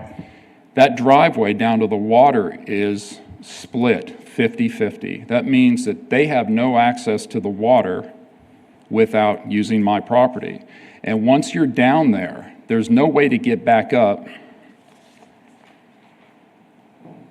through this small opening. I have a gate leading on it. I'll just do all this. There's no way to get back up there other than backing up and trying to get through that opening. So my concern with this is that when they have renters and they want to take their kayaks and such to the water and drive them down there, because that's the easiest way to do it, they drive through their ungated fence line onto the property 50-50. Yeah. Now, they recently had a survey done, and they're super nice people. I asked Delbert, if he was surveyed that the property line, in fact, does run down the middle of that driveway, and he says he thinks it does, but I never saw any marks, survey markings. Yeah. And so that's a shared area there that is obviously the biggest concern, because once they're on our property, they've got to roll out onto the grass and turn around. And Delbert said, that we've already talked, we're friendly neighbors, but he said he's drawn some stuff up that will take care of my concerns. But I kind of live by the motto, it's easy to get something started, it's hard to get it stopped. I heard that you only have one opposition. Donna Weatherford is my neighbor on the other side. She's a sweetheart, but we gave her permission to do something, and she got a bad contractor. Now I got pool equipment on my fence line at my front door. Not completely her fault. So she's in opposition as well. I think she failed to mail in or email her opposition, but she has the letter with her. Okay. So it was also brought to my attention by the people requesting the short-term rental that they purchased under a 1031 exchange. They have to turn this into commercial property, so their intent was to do this from the beginning. I wasn't notified about that when I first met them. We just try to be an example. You can tell by the pictures of what a Lake Nasworthy property should look like. And, you could ask me, why don't you want an Airbnb or short-term rental? I think that's self-explanatory. You get some good renters and you get some bad ones. And talked to Delbert, and he said, well, if we don't get this, then we're going to turn it into rental property. And my response to that was, well, I'd rather have one renter, for a year or two than 52 guys coming and going with boat trailers and such. And I just want to clarify with the picture. There's an opening on the back left corner of this picture of the driveway. Is that the access to the? Yes, sir, that's to the exactly driveway that goes correct. down to the waterfront? Yeah, and on my pictures that I gave you guys, I gave you a picture of us looking up where that opening is, and I do not have a picture. If Is you it step- wide enough to get a vehicle through it? Yes. Yes, it is, but it's very difficult to back up it as well. Now, It's not a very wide driveway. once you get onto the concrete, it is. I mean, it's wide enough that I took I took the time to put a gate in there so that my friends wouldn't be tempted to drive down that with their, boat trailer or their kayaks and their pickup. Okay. So the gate, the parking out front, and of course the house numbers making the property readily available. And I put everything on the table with my neighbor here, we're good, so I think he's ready to respond to all of my concerns. But let me walk away from here letting you know that I am in opposition, even if all these things are put in Conditions are writing, met. it's just, it can take a Big Mac, with the wrong people there for the weekend. Yes, sir. Okay. I understand. Any questions for me? I just want to make a clarification. Do you have my email? I'm sorry? Do you have that email? Is that what you're showing them, Trinidad? Oh, okay, We okay. I pulled was up hoping the maybe you had view. my email Yeah. with the. My okay. question would be, I just want to clarify something you said so that I understand you correctly. The drive that you made between your house and this proposed short-term rental, to take a boat down or a kayak or whatever with a truck or whatever, is on your land? Half of it. I believe half of it is. So Okay. if I walk away here and you guys say, hey, maybe we should have this surveyed first, to make sure that line does run down the middle, or maybe Delbert and Laura are going to come forward and say, yes, we do have the survey that shows that. I have the plot, but that is not like a satellite photo that Right. shows the driveway. Okay. So to answer your question, not the concerns outside for the parking or the driveway that we have out front, but going down to the water, yes, That's ma'am. the one I was talking That about. is what we understand is 50/50, and I've never had a problem with the neighbor, we just both use it, Yeah. But please look at that picture and understand that we just look like we're open for business all the time. It's just, it's a large piece of property. We spend a lot of money on water, to keep the grass the way it is. And we like to think of us, we're an example of what Lake Nasworthy property should look like as a lake house. Do you use the driveway that you think is half Yes, we on do. your property for access? We do. And do you access it off of your property? Off of my property, I open the gates and I drive down. Okay. But we don't use it, we don't kayak, we don't paddleboard. I've got a Mastercraft ski boat, and, that's already in the water from another boat ramp. And when we use it, we just redid our boat dock. We just resurfaced that, redecked it, and so that's when we used it. Okay. Yeah. And Gerald Stokes, that was our neighbor before, we just go down there where we want. He understood stay off the grass, so. Curiosity, because I've got the COSA map of where the drive falls. Have you discussed with the applicant on, cutting off tenant, use? Restricting access? Yeah, I have, and I think he's going to come forward with agreeing to put a gate in. Okay. But like I said, we're still in opposition of it. We Sure. just we don't want an Airbnb out there. We've been there over 3 decades, and we've tried to keep things, as peaceful as possible. Yes, sir. Understood. And I think if Donna Weatherford comes forward, she's going to have an opposition letter, and she's aware of, and I think that Delbert and Laura, the applicants, I think they're aware of somebody a couple doors down, they're doing a rental illegally. And if they came forward and wanted to do it, or he told me that if they were doing it legally, we couldn't do it because it was within so many feet. And then the property that got shut down on Red Bluff Ramp was, I talked to David Barnett about that, and that was because they were in too close proximity. So the neighbor next to the applicant, she's on top of the applicant, so it surprised me that I think it's Jordy and Taylor Harrison wanted to go ahead and approve that or in favor of, because they're really, really close. Okay. Okay, any more questions? We're good? So there's no fencing between you and your neighbor right now?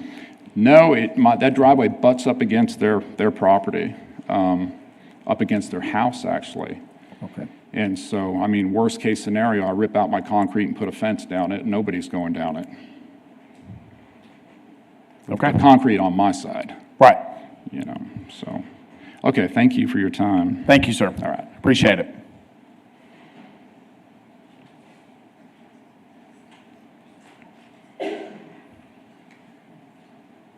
Hi, here's my letter. I'm Donna Weatherford. I live at 2934 Red Bluff Circle, and I'm here on behalf of myself and my husband, and we, too, are opposed.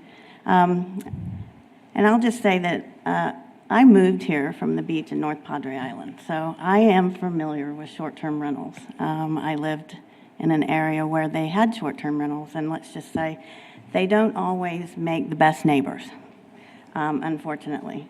And we are opposed to transient neighbors. I mean, they come in on Thursday. It's a big party generally. It's an excessive alcohol situation. And we got the letter saying they're going to make it a luxury rental. It's probably going to be a contactless rental where they don't see who's actually renting. Right. They're going to come in. They won't know who's renting. You can vet your renters, but you actually really don't know who's coming into your property. It's generally a party. I know that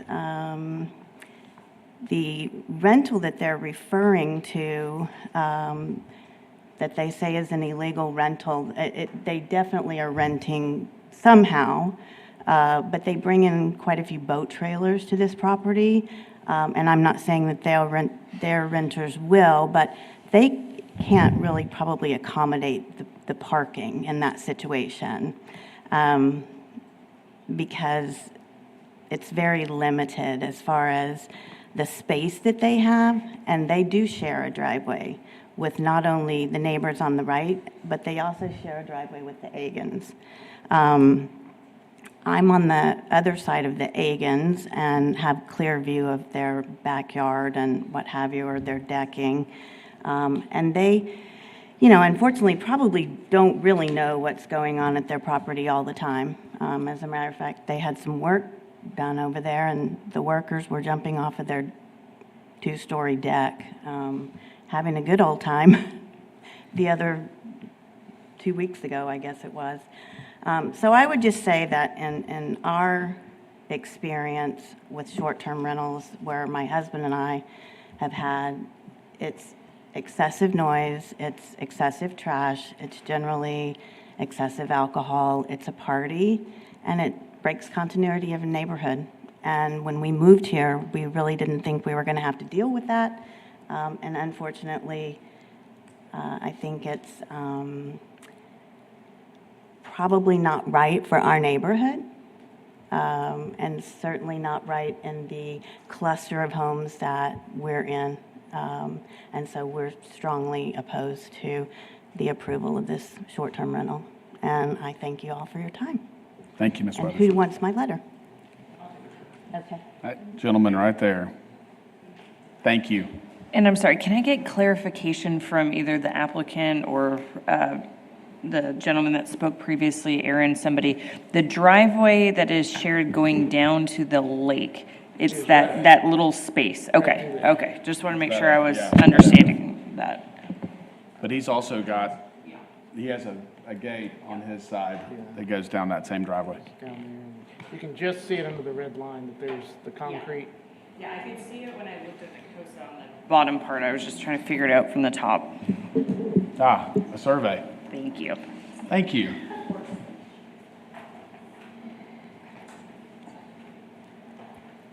So the shared driveway that they're talking about is on the city side. Right. Okay. Hi. Hello, my name is Delbert Richards, Laura Richards. We own the property at the 2950 Red Bluff Circle. We have talked to Patrick, his concerns. We have a letter already written up to basically close that shared, which he was correct. We have a survey. The survey is 50-50 on the cement drive going down. We understand his concern of people using that for just to dock things.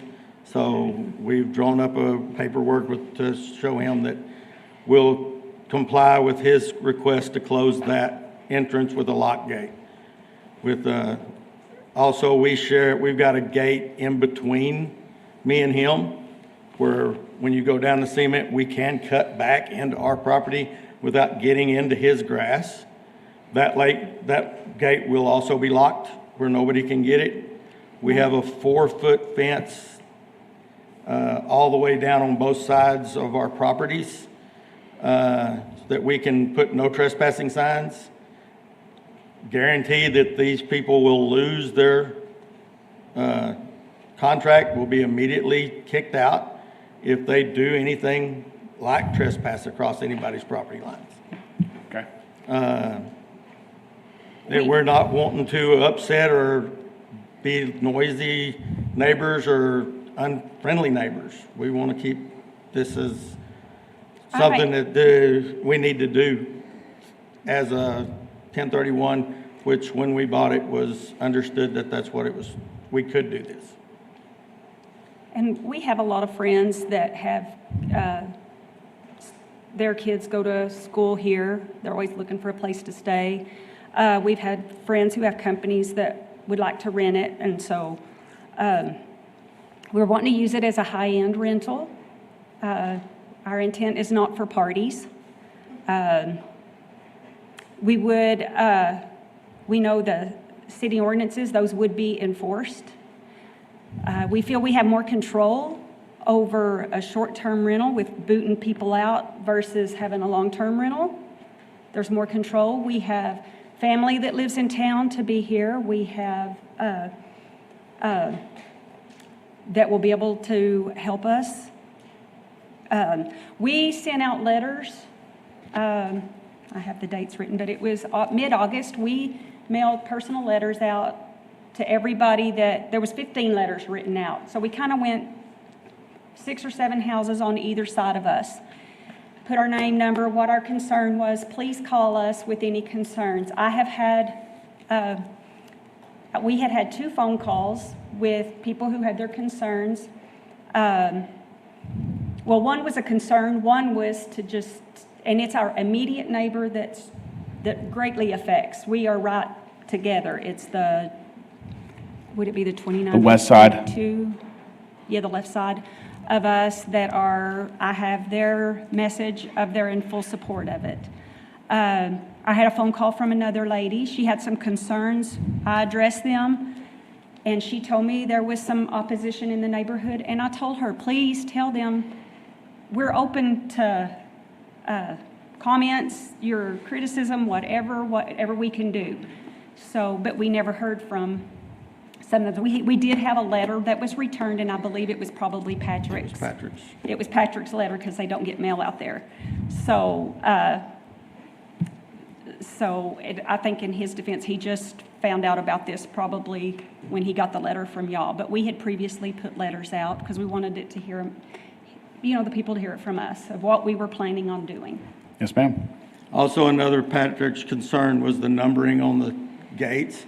I've got big black letters or numbers to go on each side of my fence so that they would be able to see them from the highway and not go onto anybody else's property but our property. Okay. And we're in the process of still working on this. It is still a work in progress. And we have already made massive improvements to it compared to what it was when we got it. And we're not through. The gate going up at the top is an easy do to keep. Easy add. We have all kinds of lake equipment, and we've never once, you can't unload, you can't drive down and unload a boat. There's a gate all along the sidewalk. No, there's, you don't have a ramp. We're not going to allow it. Our contractors, just like Patrick's contractors, when they were redoing their dock, we utilized, that is what that's for. Yes, sir. That is not for our people who rent it, or even my family to pull boats down there and try to unload that. There's not a ramp at the end of the driveway. It's not a ramp at the end, it's just a dead ends. Yeah. And then there's a little bit of grass, and then the sidewalk, and then our double wide gate that opens up to where we can go into our property from his side. Yes, sir. Okay. Thank you. Thank y'all. Thank you very much.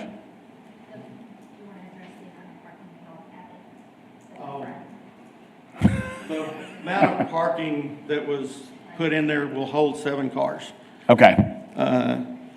In our little cement area that we tore all that out and redid. It looks like a sizable area. Yeah, it would take some maneuvering, but I keep boats, trailers, and everything into that point. Okay. So, and if everybody uses the park next to it, kind of to park out in there, if there is any other over parking. But we don't plan on letting that many people be there. Thank y'all. Thank you. All right, does anyone else wish to speak on this case?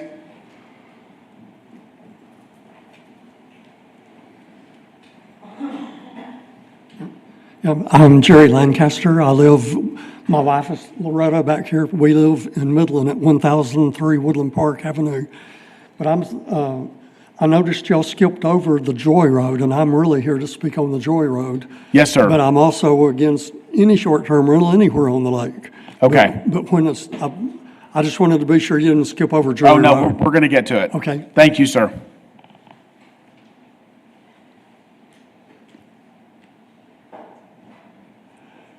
So I just have a question. I'm not sure how this works. This is my first short-term rental request. Yes, sir. Opposition hearing.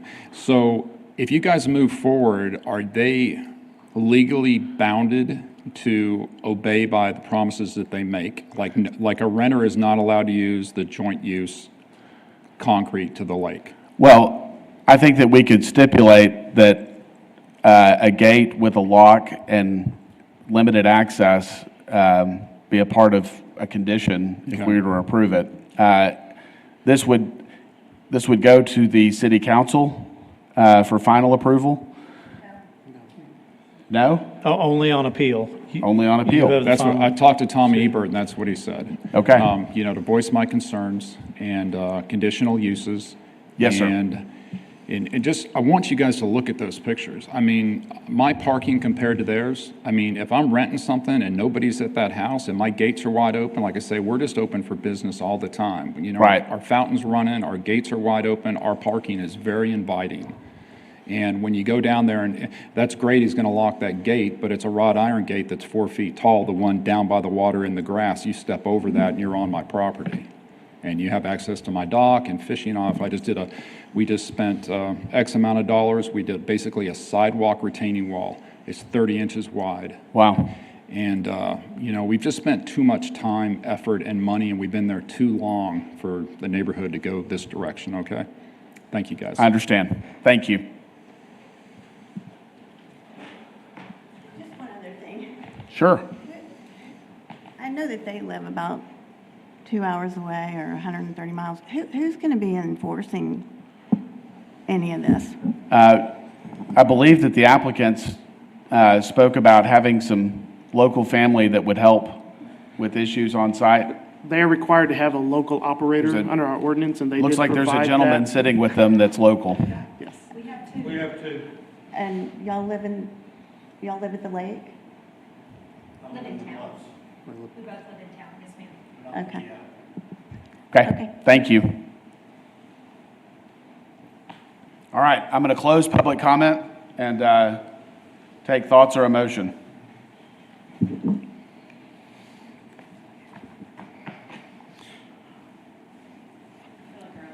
Getting more challenging. I'm sorry? Yes, I'm going to open public comment. Robin, please come up.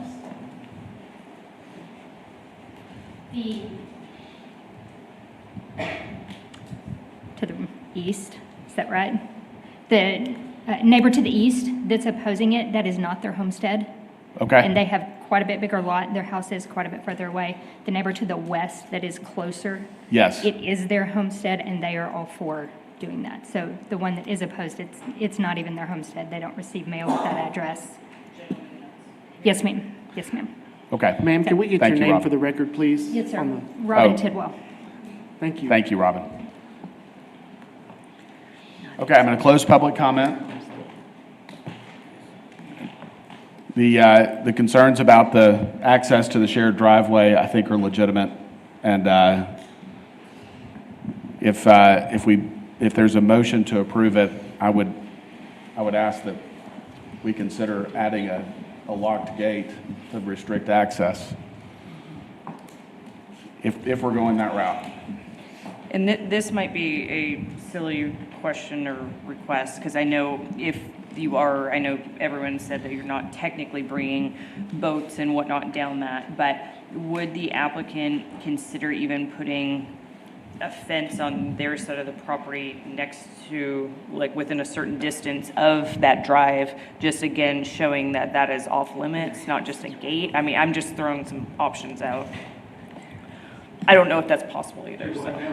So where the shared drive comes down, I know you mentioned that you're going to put a gate up at the top. Yes. But if that's the neighbor's largest concern, people being on that and getting over to his property, is there As Patrick said, and as I said, there's a 4-foot, like he said, there's a 4-foot fence from the lake up to our property where people cannot cross on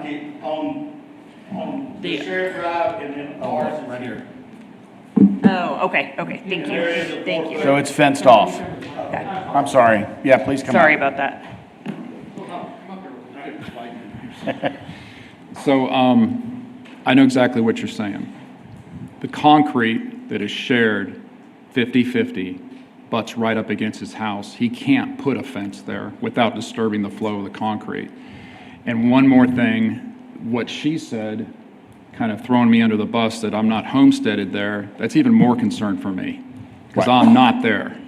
You're I'm not there there to see what after the happens. parties to pick up the trash and stuff. I don't see what's going on. It looks like there's a fence that's set on the applicant's side of the driveway from the back of the house down to the lake frontage. Is that correct? Say this, explain it again. There's a fence that's set on the applicant's side of this concrete driveway that y'all share that runs from the back of the house to the lake frontage. On his side, yes, sir. Yes, sir. Yeah. Okay. And then that fence line just kind of follows his house line all the way up, right, Delbert? Yes, So it that- goes all the so- way up to the house, and then the Ms. house Dav- is the other fence that she was Yeah, talking and Ms. about. Davis's concern was, is it open back there where people could freely walk over to your property? That was where I was saying there was an 8-foot fence, an 8-foot gate there. Yes, sir. That will have a lock on it, and we will post signs on it that there's no trespassing. Also, if it will be stated in our contract that anybody caught over there should be arrested and charged with trespassing. Okay. You will be arrested and charged with trespassing. But just That's keep- his yeah. property, not mine. Right. I'm an old rancher. I do not believe in anybody trespassing. Yes, sir, I Problem understand. is, these Airbnb guys aren't old ranchers, they don't live by that, don't ask, you get invited. But, yeah, the fence he's talking about, just to clarify, if it is 8 feet wide, it's only 4 feet tall, that's a wrought iron I'm talking about. Right. Okay. All right, thanks. Thank y'all. Thank you.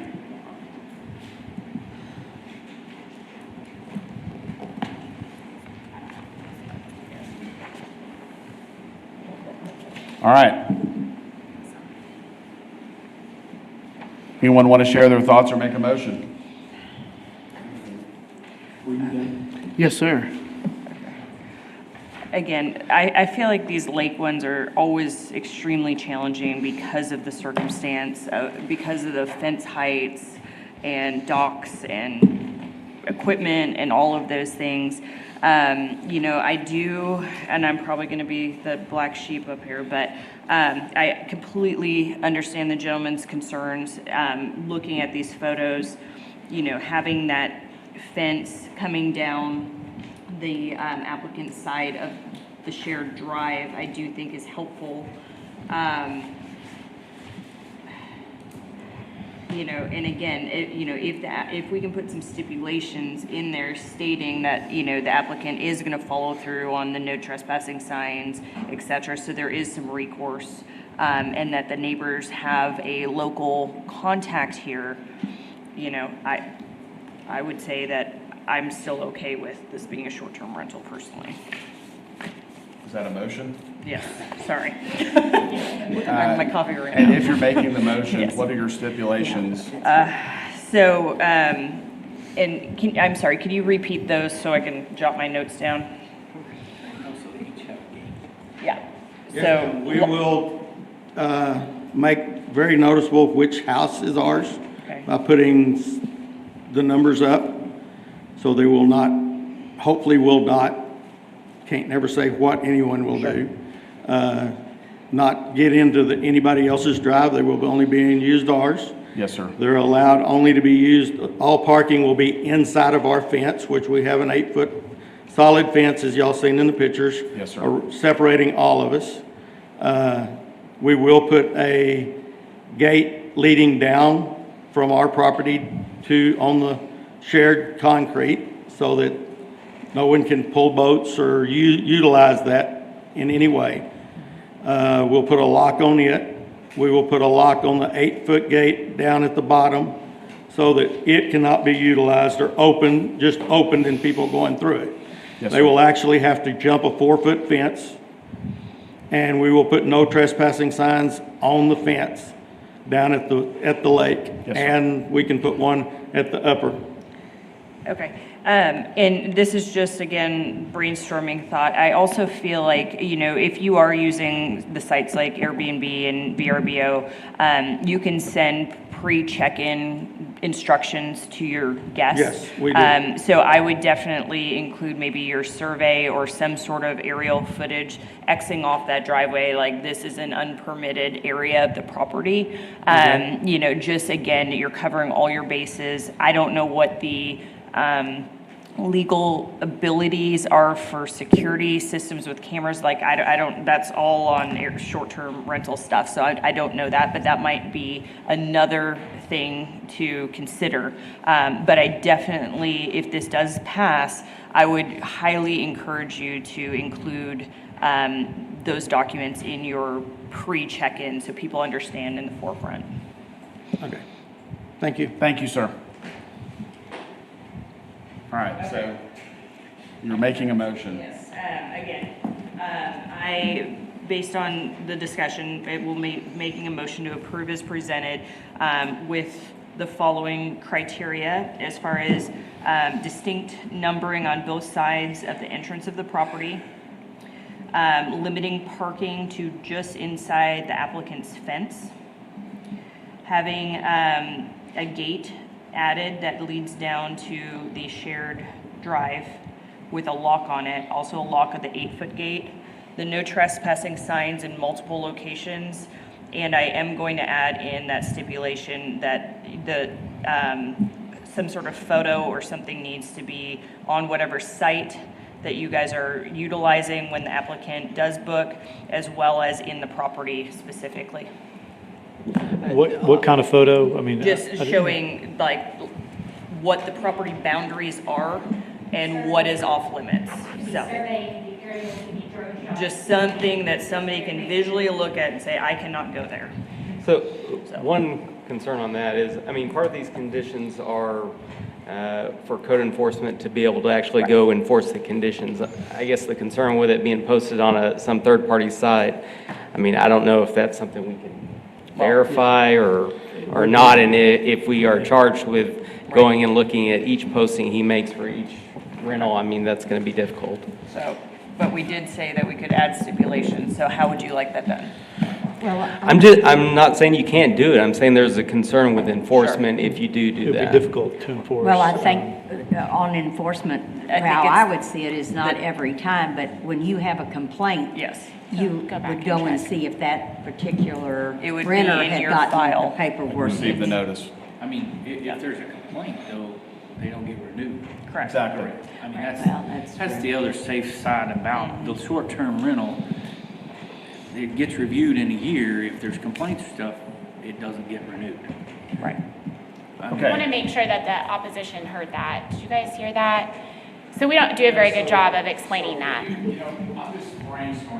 Yeah, you got to come to the mic. I'm going to open up public comment and let you come speak, please. TV here. No, go ahead. Patrick again. So I'm just brainstorming while you guys got all this open discussion going on. If you do move forward, that gate needs to say that he's willing to put in and lock. It needs to say no access. Right. Not just we no have no trespassing. yeah. But check this out. We've got 2 gates. The only way to get to that water. There's a medical emergency. How's an ambulance or something get into the water? No access unless emergency. Yeah. You're gonna have to walk up. You're not worried about that? Okay, okay. I mean, I don't know. That's not a It's- point. They'll tear a fence down. Okay, I mean, all right, but, it's okay, but I wouldn't, but not for a vehicle. So if you do move forward, I request more than just no trespassing, no access on the gate, okay. on the vehicle gate that he's going to put in on top of the hill. Thank you. Yes, sir. All right. Okay, if you want to modify? Okay, and we will add in, not only the no trespassing signs in multiple locations, but also no access signs where applicable. Okay. Thank you. Okay, so we have a motion. Do we have a second? I'll second it. All right, we have a motion and a second to approve with the conditions that Ms. Davis has outlined. All in favor, say aye. Aye. Aye. Opposed? Aye. 5-1. So 5-1 to approve. I just don't like lake properties, sorry. Too close.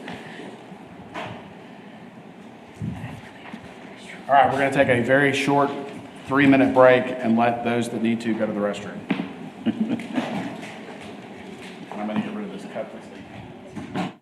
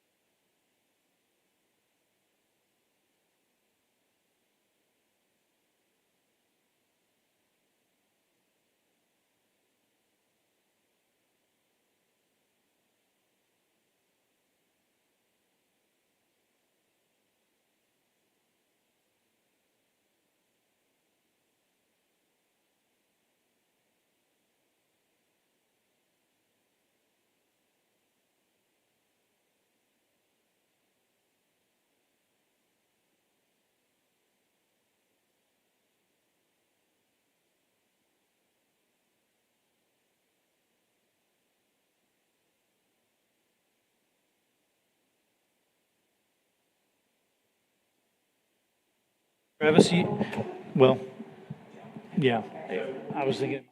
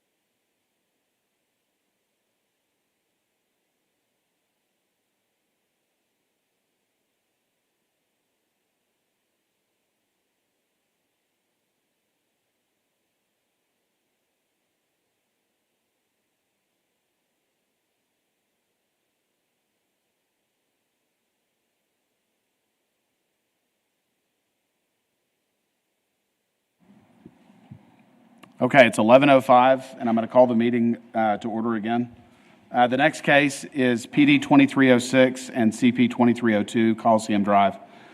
It's a continuation of a discussion that we had last month. It's a request for an amendment to the comprehensive plan changing from neighborhood to neighborhood center and rezoning from RS1, RS2, and CGCH, commercial, heavy commercial, to planned development district, allowing RS1, RS2, and neighborhood commercial uses subject to certain conditions and limitations, located along and approximately one block on either side of the 4,000, 4,100, and 4,200 blocks of Coliseum Drive. Are you going to represent the case? Or Would you like me to?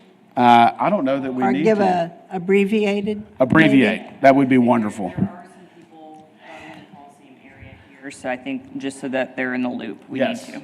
please. Thank you. Okay, and thank you, Mr. Chairman. And again, this is a continuation from last month, and at the last meeting, I believe you asked, the board asked that we expand it down to where Coliseum takes off from Chadburn. Yes, ma'am. At that point, and so we took it down to the 3,800, 3,900 area. With the new notices, we sent out 96. There were 65 in the original, so 31 were added. It was expanded out.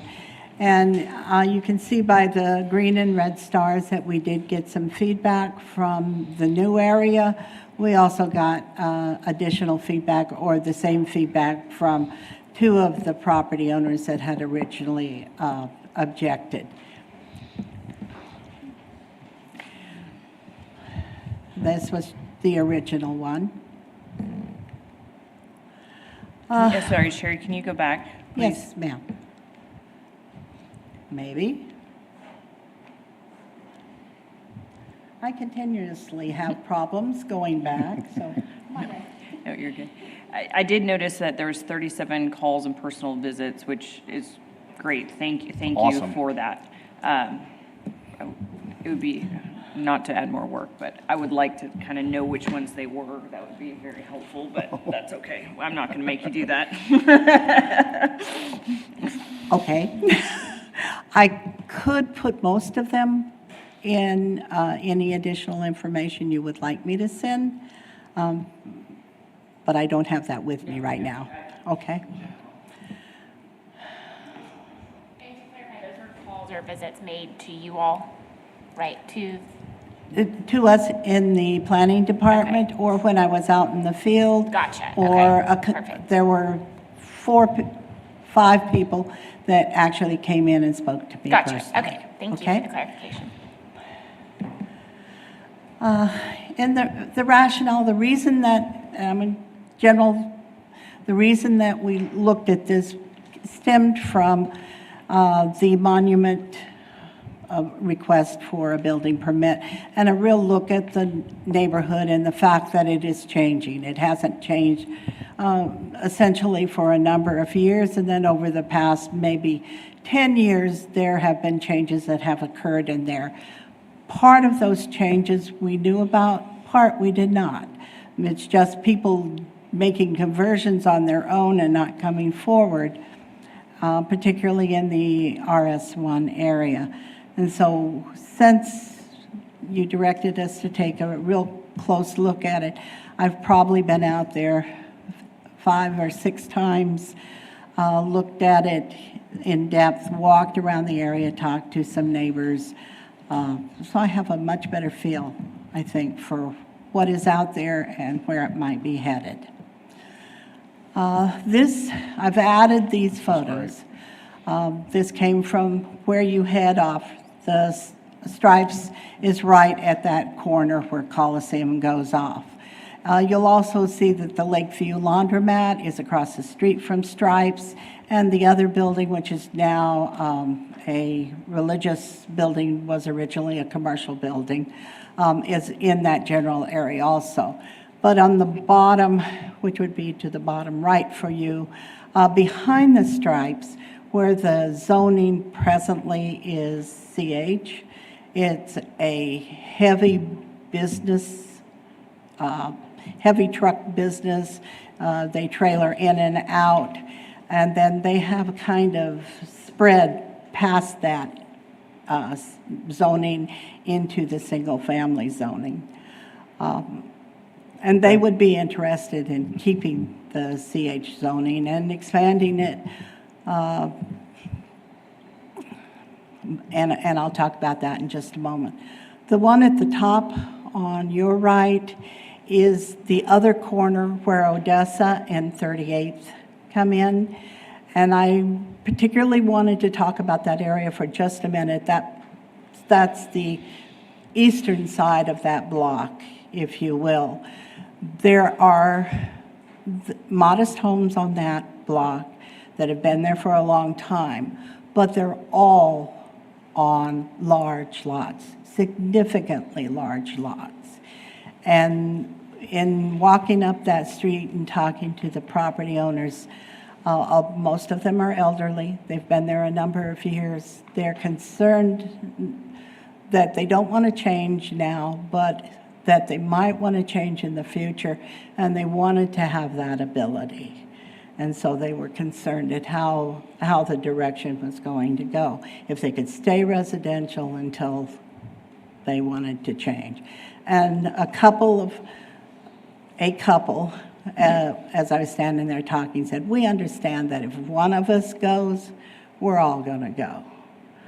Because if one of us changes, it'll change our neighborhood. And others will come to us and offer money, and we'll probably go. Okay. Okay, so now I can't go forward either.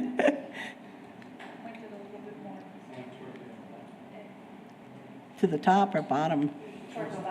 There. There we Okay, go. that helps. That was the one from the original. Yes. Okay, very briefly, we expanded, looked into the area. It's already had some commercial incursion into that area. The property on the west side of Coliseum that was recently purchased was purchased to look at having duplexes or multifamily over there, and they would like, and that would be in keeping with what we had discussed in the past, but we're definitely going to move into that area or look at the neighborhood commercial.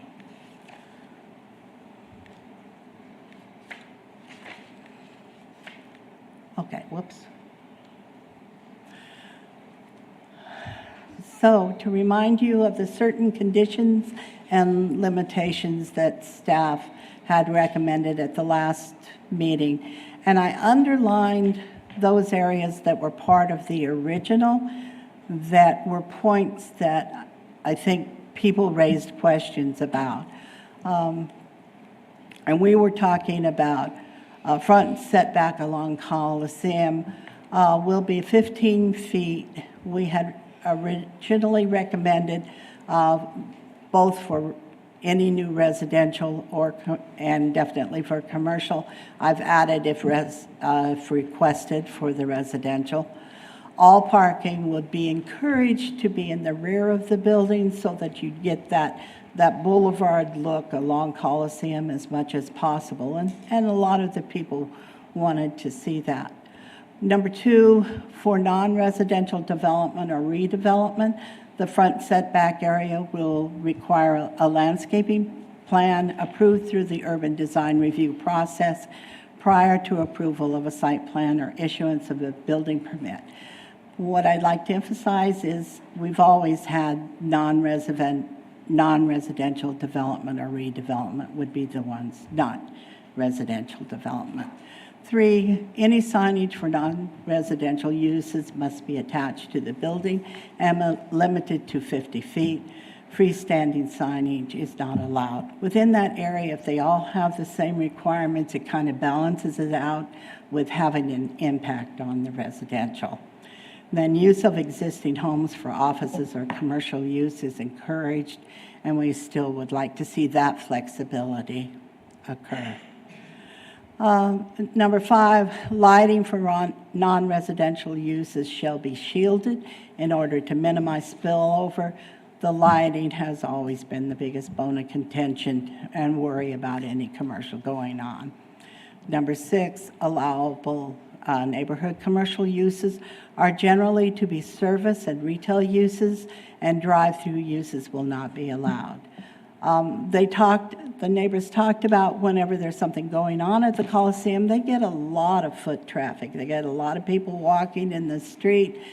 Those people are always looking for someplace to go away from the Coliseum for a break, someplace to eat, that kind of thing. Number 7, sidewalks shall be required along both sides of Coliseum and 43rd for commercial development. I did add that this time, based on the discussion that occurred at the last meeting. Number 8, for purposes of this planned development, the Burke Monument Manufacturing Company is considered an artisan use and is considered a special allowed use within this district. And number 9, non-residential uses must be compatible in size, scale, and design with the existing residential uses and the desired character of the neighborhood. Site and building design must be approved through the urban design review process prior to approval of a site plan or building permit. The urban design review process is the only process we have that really gives us that ability to sit down with a developer, talk about what the concerns are, and work with what they propose to kind of find a balance in there to benefit both the neighborhood and what they want to do. And then staff recommendations. Staff recommends approval of the comprehensive plan amendment, CP 2302, changing from neighborhood to neighborhood center, and approval of the rezoning from RS1 single-family residential to planned development district, allowing RS1, RS2, and neighborhood commercial uses, subject to certain conditions and limitations, located along the approximately 1 block on either side of the 38, 39, 4000, 41, and 42 blocks along Coliseum Drive and along West 43rd Street from Grape Creek Road to Coliseum Drive and along East 43rd from Coliseum to Odessa. And the real impact that probably would be fairly immediate. And I know the gentleman last time talked about the fact that there is a depression within that property that's west of Coliseum because it was held water forever. But you're all aware that you can bring dirt in and you can bring the level up. That we've had people that have already indicated that they're looking at that property, commercial type of uses that would like to go in, and I think that is a area that will be open to some development, so we have people that are watching to see what the requirements are going to be. And with that, are there any questions that you might have? Staff have any questions? I don't think I have any at this point. Okay. I want to open it up for public comment. If you wish to speak, please state your name and address for single-member district. Hello, my name is Kara Bowles. I'm actually here on behalf of my grandmother, Barbara Ward, who's sitting right behind me. She is at 3925 Columbia, and she also owns the lot right beside it, 3923 Columbia. It was originally my great-grandmother's property, and then they inherited and moved into the home after their mobile home was no longer habitable. From the map that she just showed, it looks like we were not on the original list for getting the notices, and so I appreciate you guys expanding that some.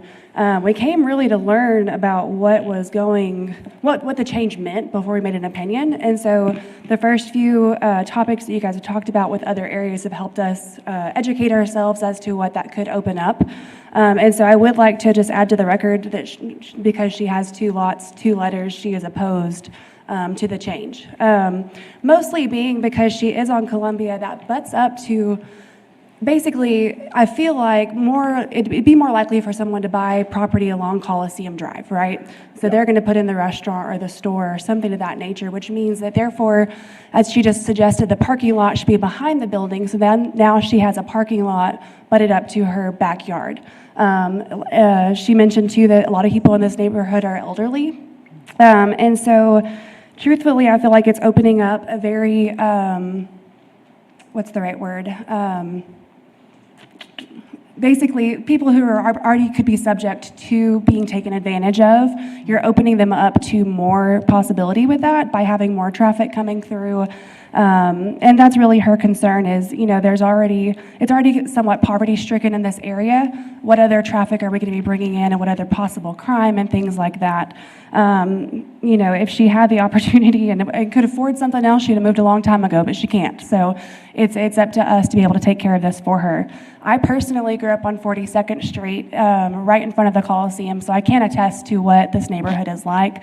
It's a lot of people that care about each other, but you're right, just having stuff at the Coliseum brings in a lot of people that sometimes are not people that you want around. We've had tons of stuff stolen back in the past, so I think that bringing more commercial into the area is only going to increase foot traffic in the area and possibly more crime. So that's our concern. And so, yeah, that's it. Thank you.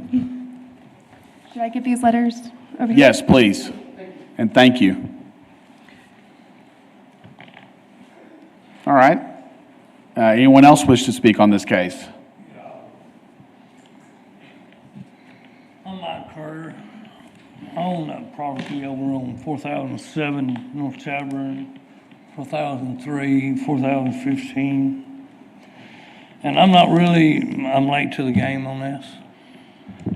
So, all the red, explain, what are we doing? I think the intent is to try to develop a plan for the improvement in this area. There's a mix of commercial and residential along Coliseum Drive. We've got the monument business that we've discussed that pulled a permit to expand their location. Coliseum is a major thoroughfare into the fairgrounds, into the Coliseum area. And so I think the idea was to try to identify a way to control the development or redevelopment of that area in such a way that the neighborhood still maintains its character. Those that want to continue to reside in homes can do so in a relatively peaceful manner with limited disruption, but to also allow for commercial development along Coliseum because it's a thoroughfare that already has commercial businesses, but to provide some measure of control to prohibit someone from coming in and acquiring, half a dozen lots and putting a strip center along that stretch, as an example. I think that's the intent, was to try to provide some measure of control over the redevelopment of this area as a means to preserve its character. So that means someone has to come in and buy all the land from the people. Well, I think under the scenario that the city is considering, it would be, someone might buy a tract that has a home on it and want to put a small business in that home that fronts on Coliseum. Or someone wants to buy a home in this area and you would be allowed to, I don't think there are any restrictions with homes really in terms of development. So the residential nature But really remains. Is this all commercial? I mean, excuse No. me for my ignorance. No. But is it going to be commercial now that the Coliseum's possibly going to expand and now all the railroads over here, we coming down this way? It's a mixture, and And I think the zoning change would allow for commercial development with restrictions on the type of development and what it looks like and how big it is, so as to maintain the scale to be consistent with the neighborhood. Well, with us having all this elaborate, beautiful photo, do we have a master plan of the exit roads to get out of here?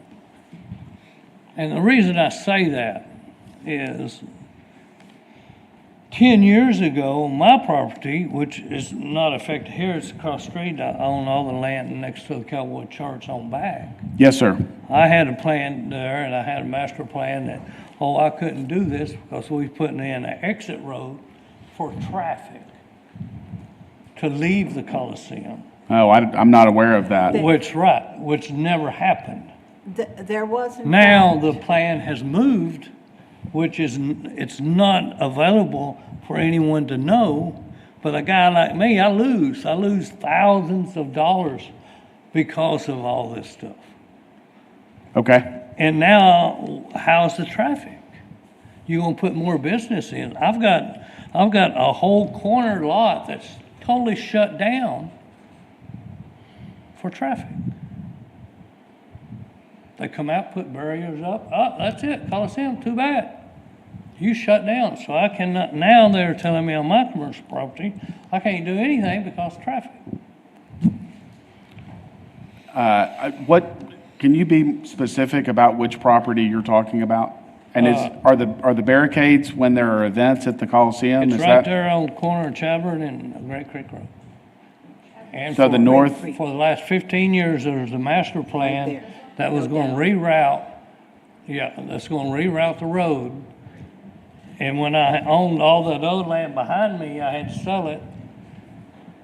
And the road never did come. Now they're going to move it up above the Cowboy Church and never heard nothing about it. Well, I can partly answer that. There is a plan, in our thoroughfare plan, it shows Grape Creek Road continuing across Chadbourne and then back to the west for traffic reasons. But there was never a plan for the city to build that.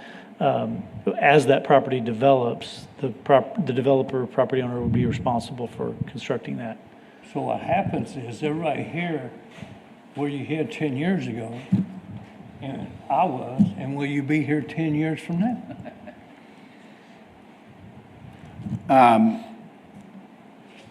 your concern about the thoroughfare plan and the impact on your property is legitimate, and I think it's something that we might want to discuss and address separately from the rezoning of this neighborhood, because I don't think that, and correct me if you guys feel differently, but I don't understand how that would impact, how this zoning or change in this area would impact your lot in terms of access. More commercial business. Okay. More traffic, right? Okay.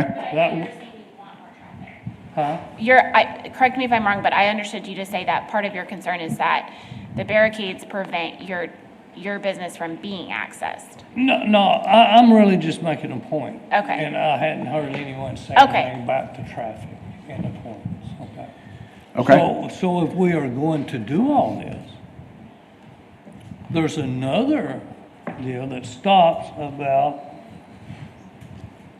I don't know, I think it's 32nd Street. Funds that's available to help develop Northside. That's not being used. Is that the tiers? But it only stops up here. If we're gonna do all this, how come we can't extend? Sorry? It helps the people if we're really going to get serious with the Coliseum and all this. I'm assuming that is the tiers program. It does end farther south from here. But 29th Walmart Street? gets it. Yeah, it ends about the Walmart, Walmart and gets generally it. that area. That's 29. Kent gets it. How come we don't get it? Well, not to get too in-depth in the tiers, but City Council has looked at expanding the tiers a couple of times in the past 8 or 10 years. And there are issues with that. But the short answer is they've chosen not to expand at this point. Part of the challenge and what we're trying to do and address here is you have a mixture in the, we don't have that overall plan where it shows No, what's that's what I general was- commercial yeah. and neighborhood. I've got it. And we have a mixture of it, and we have commercial that's in residential and residential that's in commercial. And what we want to try to do is preserve the residential so that it doesn't get overtaken. Because it has in areas, because it has been neglected and stuff. I mean, not that the Monument Place is overwhelming, but that's a commercial property that's in the middle of residential. It shouldn't be there. So that's what stemmed all this, was coming before us. We didn't want to approve it because it's commercial in the middle of a residential. Well, and the other point that's legitimate is that there were a lot of folks in this area that were supportive of the monument business and its expansion, which is legitimate. They've been there since the 1960s, I think. And all they want to do is add 1,000 feet to their building, and they're having to come before us to get their property rezoned. The neighborhood clearly supported that business, and I think the other businesses that are located along Coliseum. And so the idea was to try to develop zoning that allowed the organic redevelopment of this area to continue, and try to keep out someone from coming in and acquiring large chunks of land and doing massive redevelopment of this area, and potentially driving folks that have been in those homes for decades out of their homes into other parts of the community because of the redevelopment efforts. I don't think the folks in that neighborhood want to see that, and I don't think we want to see that. And so that was the intent of this rezoning idea to begin with, was to try to preserve the character of the neighborhood. Well, I'm all for it. Okay. I mean, I'm all for growth, but I'm also for fair is fair. We've got all this money sitting in tiers. We want to get to the Coliseum. We need to, if we're really serious, really Put get some- involved in that and say, hey, come on, guys. Yep. What's the status on the Coliseum? Yes, I don't sir. want to change the subject. Are we going to rebuild the Coliseum? Yes, sir. Are we? I think there's plans to redevelop the Coliseum and improve it, yes. And so that's going to be double the size. I don't know if it's going to double the size. It's going to add suites or luxury seating that is not there today, and improve the overall Right, facility. Improve everything, yes. As a means to attract more business. Right. So that's all I had. I mean, I'm all for it, but Yes, sir. Thank you. Okay. My name's Dolores Zapata, and we live right behind the Stripes, 3929 Coliseum Drive. My thing is the safety, and as far as like the transients, I hate to say that, I'm not judging. It's just that we have a lot of people that we live directly right behind the Stripes, and they have a part where the trailers park. Yes. And then, but we have other people come and stay there as well, Right. and they could stay there for weeks at a time. And you're saying that we're gonna develop and you're gonna bring businesses and all this other stuff, but when you do that, you also bring a lot of people that, that aren't, how do I put it? I don't want to sound rude. I understand But what you're saying. people that don't belong and transients that are just going to kind of, be there.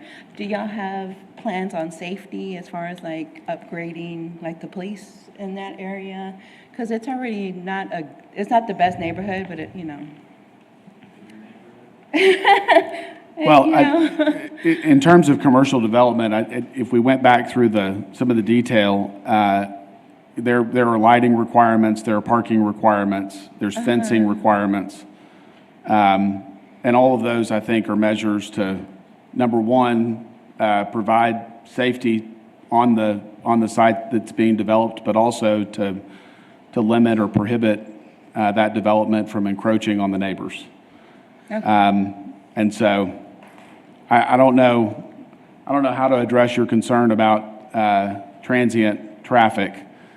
I guess you could argue that more commercial development might encourage more transient traffic. Yeah. I think it could also do the opposite, because you're going to have sidewalks, and if I owned a business there, then I would have more security cameras. So from one aspect of it, I think it'll eliminate it, because when you walk up and down that area, I mean, there's nothing there. But you start developing businesses, kind of what Travis was saying, when you start putting the parking in the back, giving them sidewalks, I think all of that and the lighting will definitely help eliminate some of those problems we have today. The other thing I would say, in my experience, areas that are being redeveloped usually don't have the volume of transient activity that more blighted areas might have. Right. And so transients are usually attracted to areas that are isolated or secluded out of public view. And if you're going through and making improvements to these properties, you're eliminating some of those options that might have been available for transients in the past. Right. Okay. So that's all I have. I just was curious about the safety and I'm all for it, but just as far as like if you're building it up, are you also going to bring in the safety as far as like the more police presence and whatnot? I guess Yes, it's ma'am. not a good look, but at the same time, it is a safety, and it's safety important. concern. Yes, ma'am. Okay. Thank you. All right, thanks. There is a concern that was raised by Brittany in our discussions about this case. Can you speak to the concern about Yes. mortgage lending? Yes, that I you've sure raised? can. So, please understand, I am all for development and growth in San Angelo, but just this past week ran into this issue, and anytime that we go in and try to change an existing neighborhood into something that it technically isn't yet, we do run into issues. So the biggest concern that I'm posing is you've got a lot of homes in that neighborhood that we're going to be changing the overall zoning. And these are residential homes that people are still residing in. We've heard a lot of the neighborhood is elderly, and unfortunately, when their time comes, those homes come back up on the market. They're bought by investors, or they're bought by first-time home buyers because they're at a more affordable price than what the rest of the market may be at that time. When that happens and it is no longer considered an RS1 zoning, we run into issues with FHA and VA government-insured loans, which are the typical buyers for this neighborhood.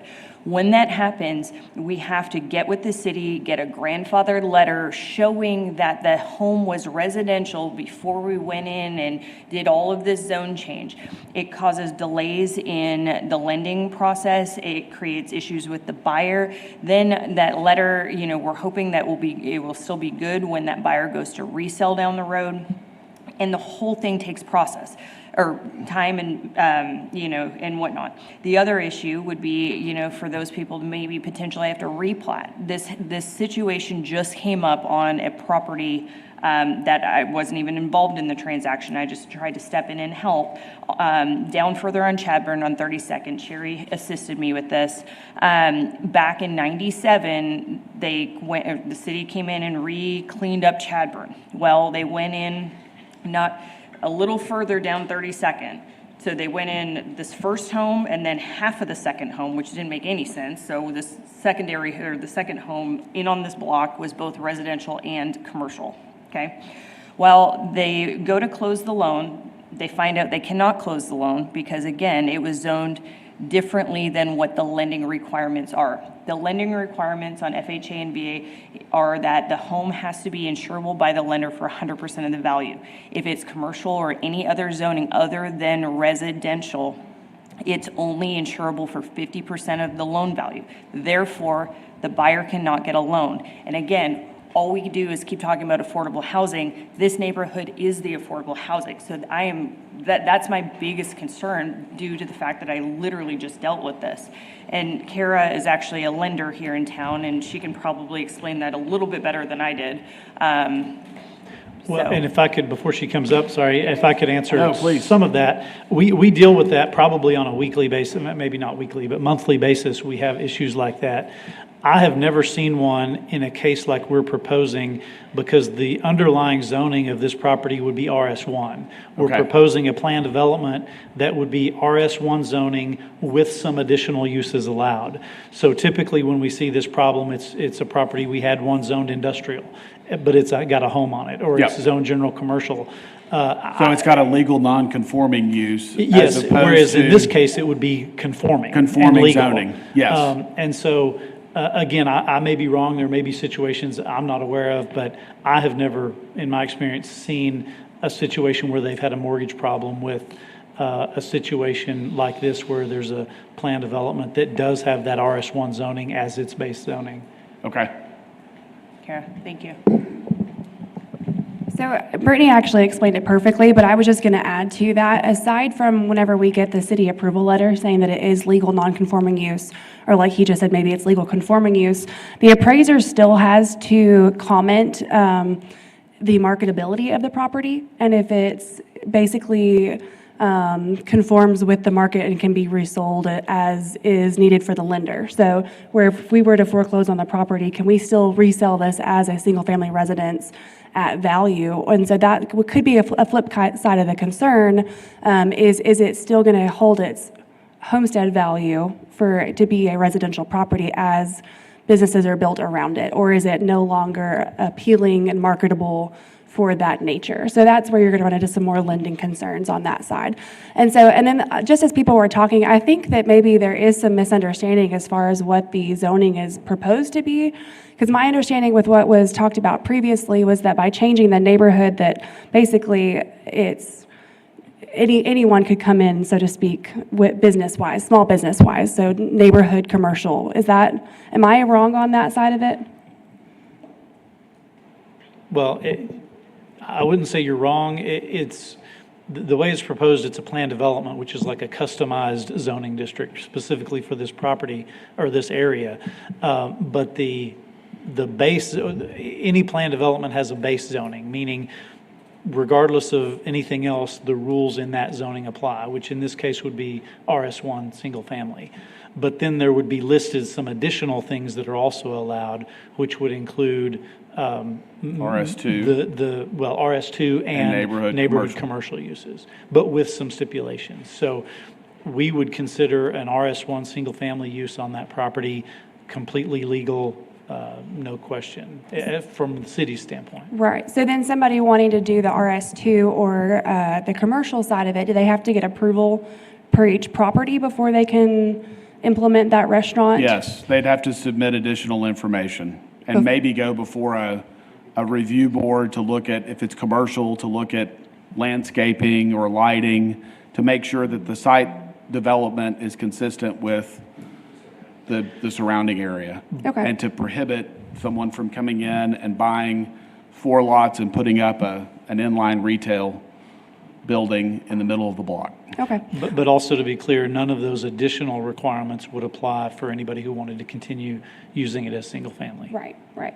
Well, I am definitely new to any of this side of stuff, so thank you for your patience on that. But I think my last thought as we were just discussing all of this is if it is a situation where they're having to get approval before they are converting that house to a restaurant, does it necessarily need to be a zoning change, or can it just be a case-by-case situation where the same situation is taking place where the neighborhood is addressed and, more of a vote type situation to make sure that it is, that you guys are still holding power over what's coming into that.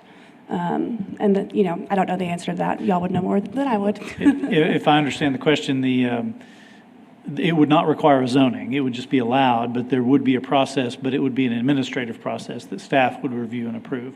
So it wouldn't come to the commission, for example, for a vote. You wouldn't have to rezone the property. In today's scenario, if you had a house on Coliseum that you wanted to put a business in, you'd have to rezone the property. And it would have to come before us, and we'd have to debate and discuss and potentially approve it. Under this scenario, it would be allowed, but they would work with the staff to make sure that the development, whatever it is for the business, is consistent within the neighborhood. Okay. So as to not impede on the residential homes around it. Right. No, I understand that. I think that that's the only underlying concern there is then just the people still having the voice in it. If it's going to the city at that point and their intentions, not that it is, but it could be to development that area for the Coliseum, for more income. So it's taking the people's voices out of it a little bit by taking away the planning board and being able to come and talk about it to discuss for sure that the neighborhood wants that particular business or something in the area. So, thank you. Thank you. I would add All right, I'm going to close public comment. Really, to me, what it comes down to is what you all and we as the city envision for this area. And there's kind of three options we're looking at. One is, let's say this is a residential area and should retain its residential character. And we can just say, no, we're not going to rezone anything to commercial in the future. Let's keep it residential. We've done that in many neighborhoods. Yes. And we don't rezone to commercial. The other option would be just say, like we have some neighborhoods, this is going to be commercial. In some areas, we have manufacturing zoning. So it's going to be manufacturing someday. And the idea is to, over time, force those residences out and convert to commercial or whatever. Yes. And then what we're trying to come up with is a middle ground where we're not saying you can't do any commercial, but we're also not saying the residences should go away and it should all become commercial. But that middle ground creates this sort of gray area where it's more difficult.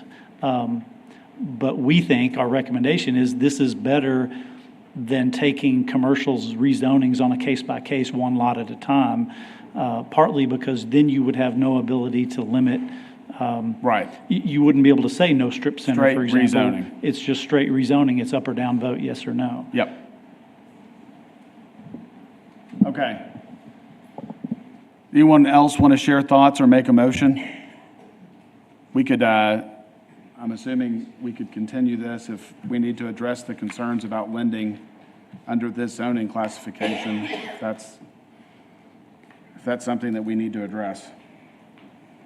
We don't have the map that we had from last month, do we? Available that you had exactly which properties were affected?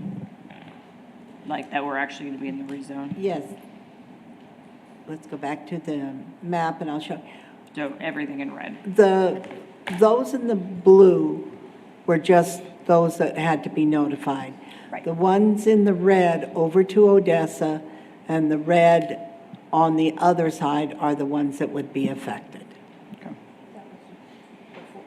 But now we've, there, Right. there. Oh, Yes. okay, that was the, and the same thing This is the applies. The expanded, red yeah. would be affected, the blue would not.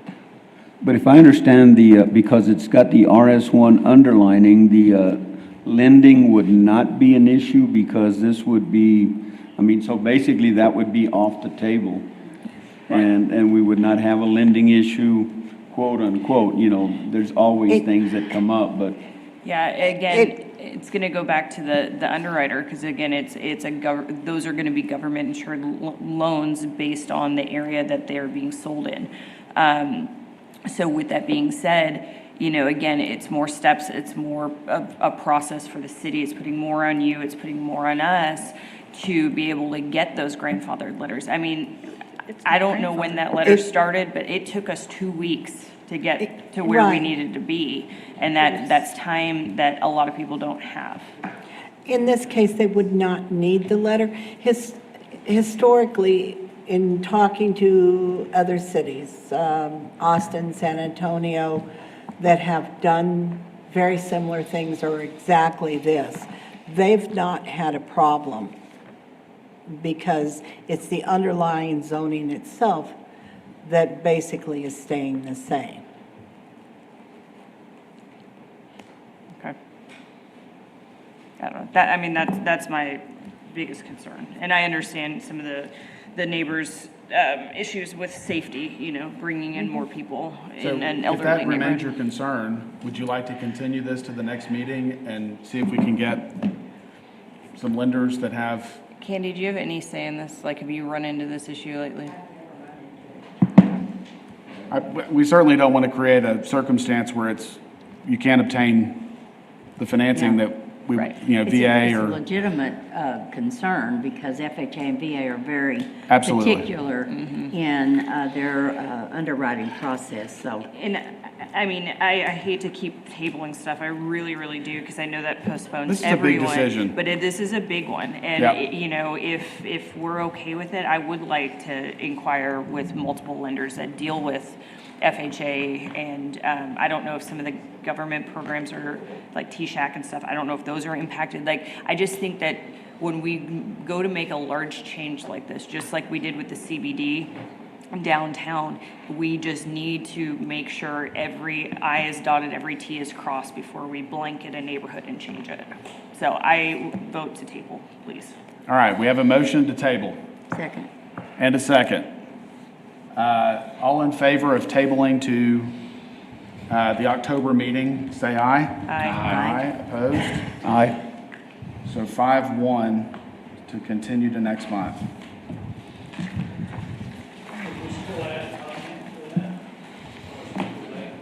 No. We voted to continue it to the next month. Will we get a letter for that as well? Yes, You tell us,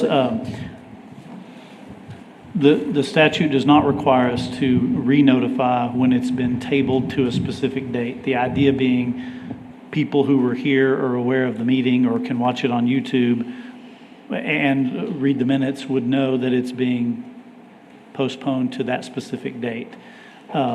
This is a very large area, fair amount of work and expense to send those notices out. If you direct us or ask us to do that, we would look at that. But the normal answer is when you table it, it does not get new notices. It's up to you guys. This is the second time that we've heard this. That people that have come in and talked and called, I mean, it sounds like Sherry's done a lot of work, so. And we got another month. And I would also add that it seems the concern is more related to the question of lending and mortgages, not so much the, I mean, I think we've heard the concerns of the neighbors that have been I'd expressed. also like to see the map that shows what's GC, what's residential. Okay. On the next one, just so we can look at where they. The current zoning. Correct, where it overlaps and doesn't. The GC kind of comes down. Yeah. That was helpful last time, yeah. We are not in charge, we're not in charge of that. I wish we had the That's authority to do that. Okay.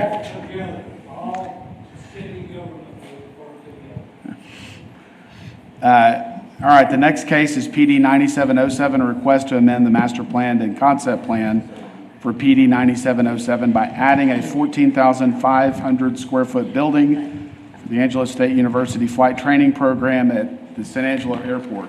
I'm gonna recuse myself. Mr. Self is going to step out for this one.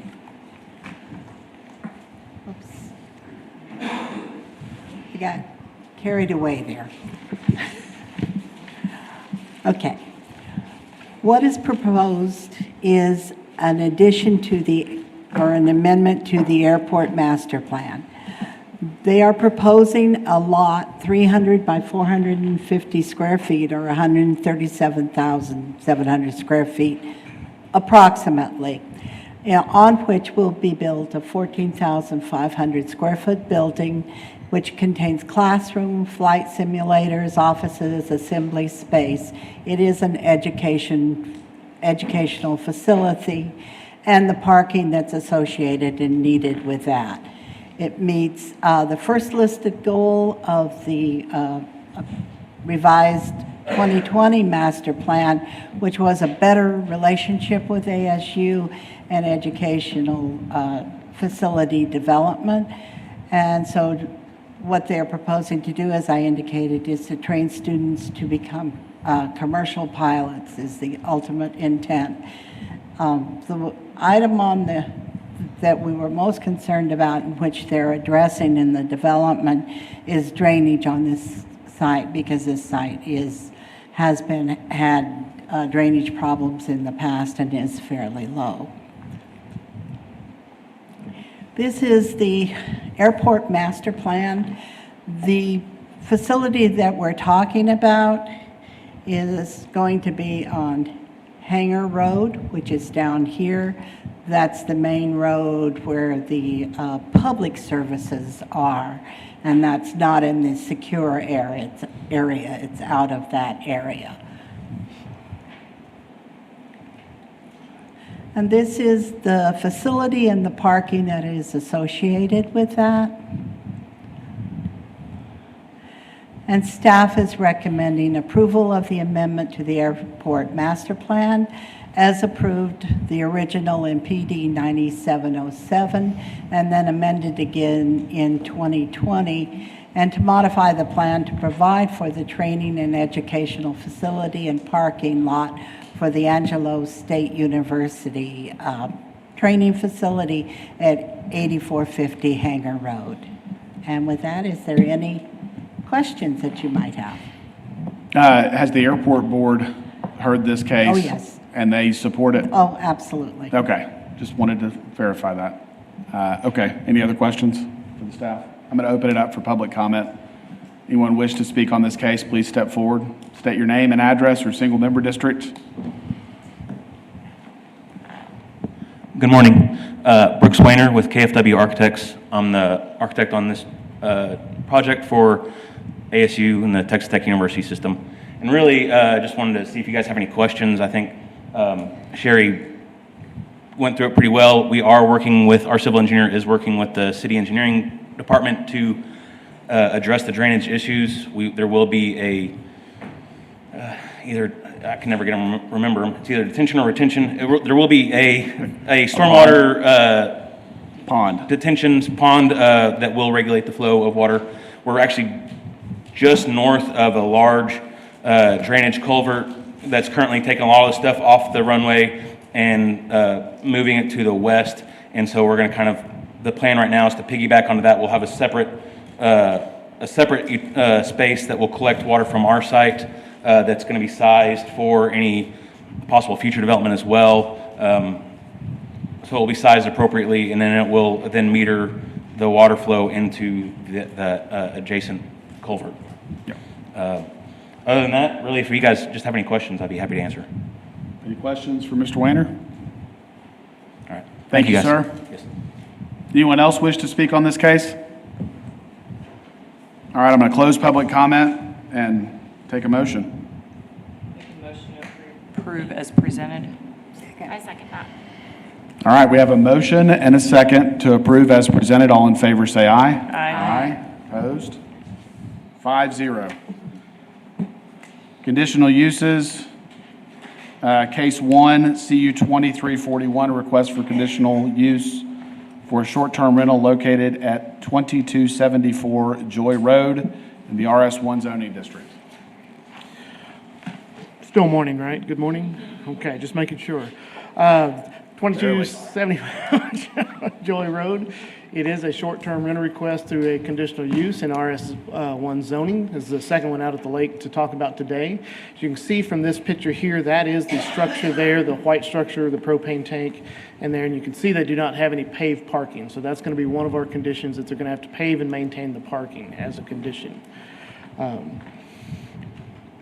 Again, that map that shows where we're at This is down here, right off of Mary E. Lee Park is in the front. There's a little strip of Joy Road there. I want to say around 20, maybe 25 houses. Maybe that's more houses than I think that's really there.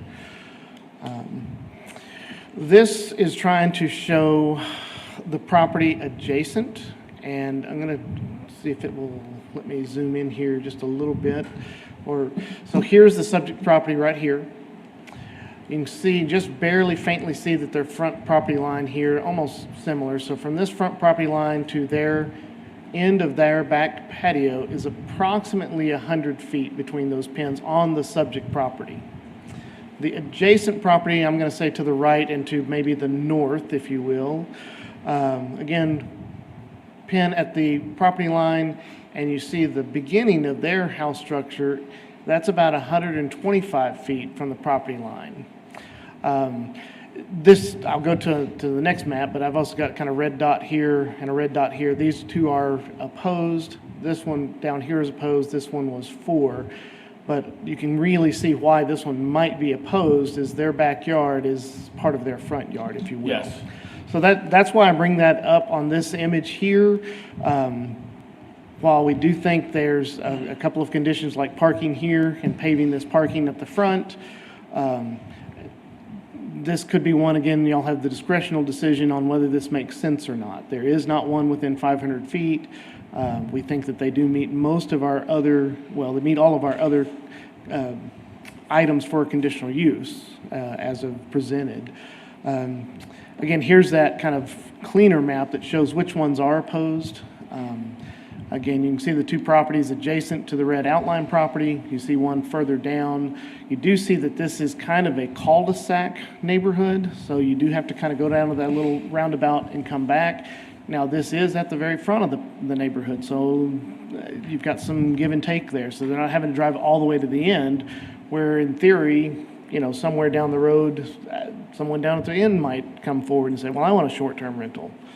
And so those are things you have to kind of balance back and forth. So we do think that it meets our current ordinance except for paving and maintaining the two off-street parking. Again, they would have to go through and get the change of occupancy through building permits. That's where building permits looks at that floor plan as well as the fire prevention team. That's where they also look at that addressing where we talked about in that other project. They make sure that the addresses is seen from the property for the emergency staff. They also evaluate it. Can they get there? Can they respond to an emergency? They do have to keep that up. That's not just a one-time thing. After 1 year, they come back before you for the conditional use. Have there been any complaints, any issues that we need to raise concerns about? As well as did they see any issues on their inspections? So. Is there, sorry, can you go back? What's wrong with you? Fence, like between where those property, like. If there is, I don't think it's a substantial fence. I'm not sure that the applicant is here today, but I do know there are some citizens that live in the area, and they may have a better idea that came to speak on this property. Okay. But I don't think, if there is, I don't remember it being a solid fence. I want to. Got it. Probably chain link, yeah, age of the home. And when you say pave, what are the requirements for paving? Is that asphalt or concrete or? Correct. That's what we'd require, is to have two asphalt or concrete paved spaces there. Do they have to have a drive that's paved to those spaces? Since it's not paved currently, yes, they'd have to have a paved connection to right Okay. Thank you. Hard surface though? Crushed granite? Not in this scenario, since it's not got the current paving. Right now, it would have to be a paved, what we would call an asphalt or concrete surface from, although it's not right of way, it's city property, it's an access easement from their property line to the road edge. And I think there's a chain link fence there, but it's hard to tell if there's a privacy. I just don't remember. Okay. Somebody might have some more information on that. Thank you, Aaron. Okay. All right, we're going to open it up for public comment.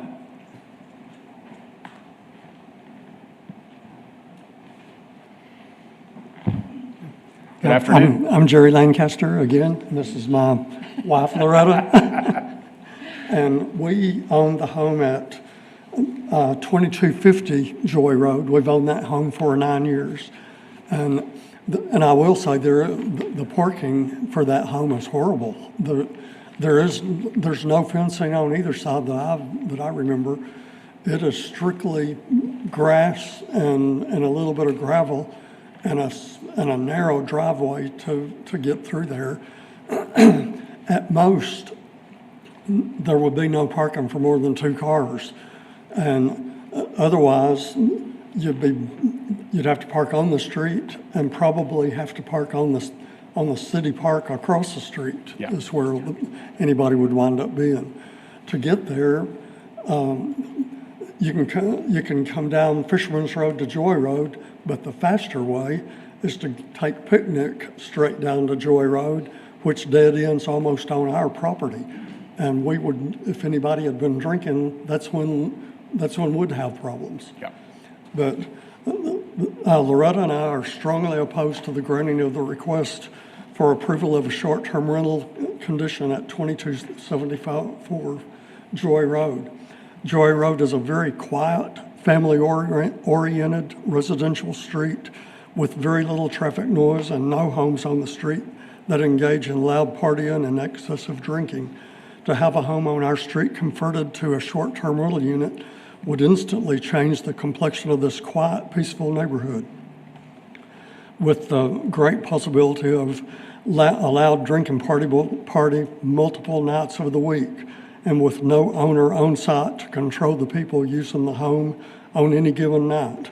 Short-term rental units should not be allowed on residential streets unless the owner-operator assures you that they will be living in the home at all times, that they assure you that no one will be allowed to rent a room, or be there unless they are present, and will be responsible for any extra loud music and the usual noise and activities that go along with short-term rental units. We have a quiet, wonderful neighborhood with good Christian people that do that do not throw parties on a nightly or weekly basis. A short-term rental unit would drastically change this neighborhood and would lower our property values as well as the peacefulness of the neighborhood. I urge you to deny the application. We started coming to Lake Nasworthy in camping and RVing in 1969. We camped out and RV'd until we purchased our first home in 1985 for 10 years on Shady Point Circle. We sold it in 95 and RV'd until we purchased our current home on Joy Road in 2014. We have owned this home for 9 years and plan to live there full-time within the next year or so. The only reason we are not living there now is because my 96-year-old mother in Midland has advanced Alzheimer's. We try to bring her with her anytime we're at the home, and a short-term rental unit just a few houses from our home would make it impossible for her to tolerate being here because of the noise that would almost certainly take place probably several days a week and most certainly on weekends. This would make it almost impossible for her to spend time of her last days here at the lake. We absolutely love San Angelo. I think Lake Nasworthy is a wonderful asset to the city. If you begin approving these short-term rentals, I think it will decrease the value to anyone planning to live or spend leisure time at the lake. You may ask some questions. And we'd like to know, if it is approved, do the owners have local people to oversee the renters to handle complaints? And how do we get a hold of them if we have a problem? And we'd like to see the rental contract and of the rules. I do want to touch on something, and I believe Mr. Urich, who's not here today, brought this up several months ago. Within the ordinance that was adopted for short-term rentals, there was a requirement that the applicants provide local contact information to the neighbors. And I don't know. I don't know where we are in that process, if that's a requirement for short-term rentals or what's been adopted in terms of policy for dealing with that.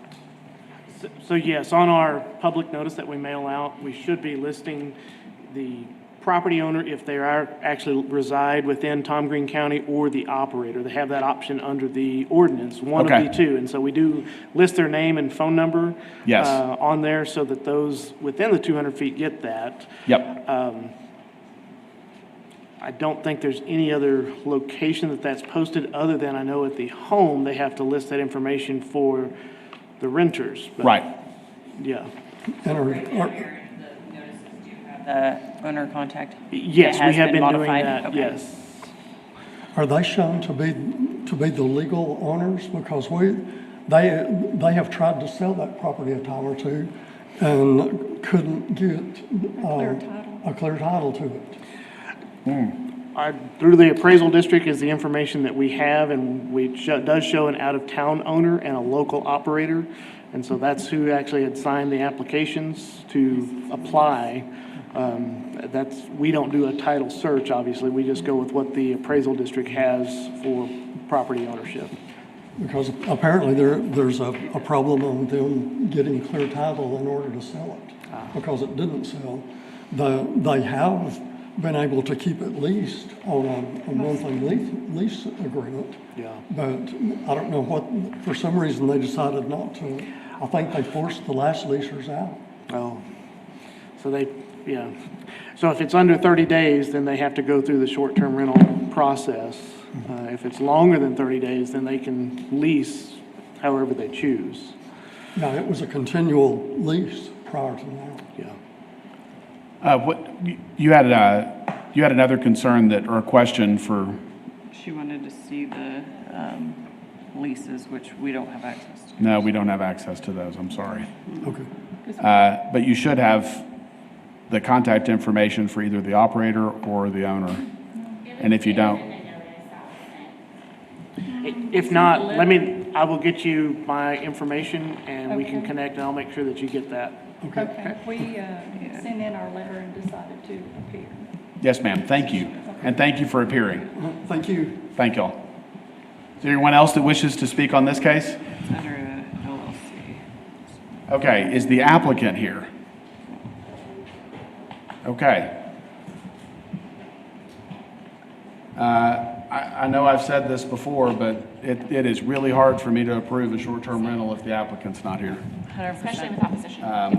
Let me With just opposition. address that, however. I think, I understand your concern. Given the state of, and maybe Brandon wants to weigh in, I don't want to get too much into the legal side of things, but when we're disapproving a conditional use, you need to have a rational basis for that. And I understand that, John. And simply because somebody doesn't show up, I mean, if there are questions you have that you can't get answers to, that would be a legitimate reason. I would just encourage you to express those reasons beyond just they're not here, because that's not by itself Well, sufficient. I want to clarify, part of the reason that I oppose short-term rentals without an applicant or an operator here is because of the impact that these properties have on the neighbors. And if you don't have the time or the convenience to at least notify this commission of why you can't be at this meeting when you're trying to get a special permit, then how in God's name could we expect them to respond to a neighbor that's got a problem with them? Well, and especially since they're going to be making revenue off the property. So if you're willing to operate a business, but you're not willing to be present for a meeting, it doesn't look good on them by any means. So to me, it's important to see the commitment of the applicant to satisfying the demands and requirements of the neighbors that they may have if there are legitimate concerns with the operation of this property. And for you to not send an operator, not show up as the applicant and the owner of the property that's receiving this benefit, to me is a bad indication of what might be coming to the neighbors when we approve this, if we approve it, and there's a problem in that house and there's no one there to answer the phone or to answer the concerns that the neighbors have about that property. So I don't like approving short-term rentals without the applicants present. That's going to be my policy going forward.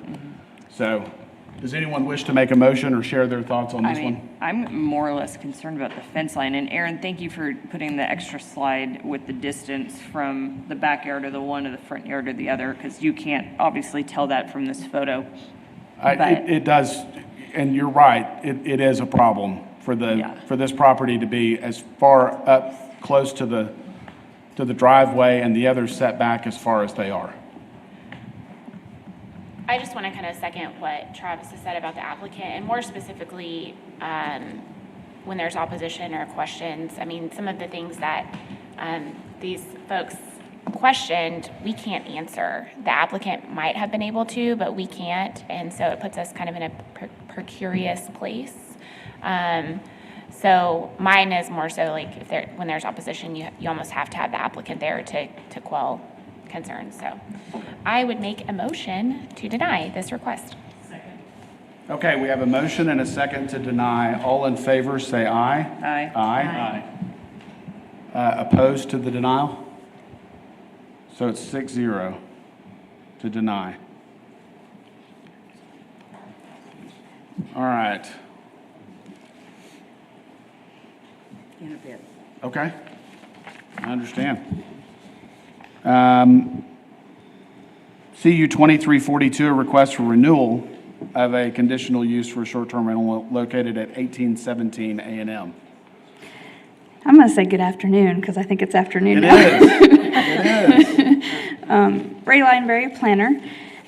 So this is a renewal of a short-term rental. It has been a year, except for they've only been operating for a month because it took them a while to get the change of occupancy. Some of the things they had to jump through. So they have only been operating for a month. It is a renewal in District 5, Karen Hesse Smith in the ASU College Hills neighborhood. This is the neighborhood map, and as you can see, there are 2 other requests. I believe they went last month. Or they're going next month, the current requests. No, Princeton is the one that's fixing to be heard. Oh, okay, I'm sorry. It's the yellow at the bottom. I apologize. But there were 2 denied. One has been approved but hasn't received their CO yet. The one we are addressing is the green right in the middle. And we did send out 20 notices.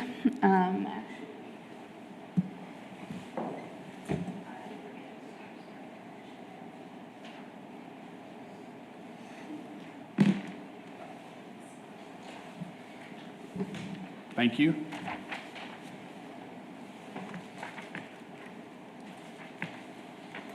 So we did receive 2 in favor, and we actually received 3 in opposition late Friday.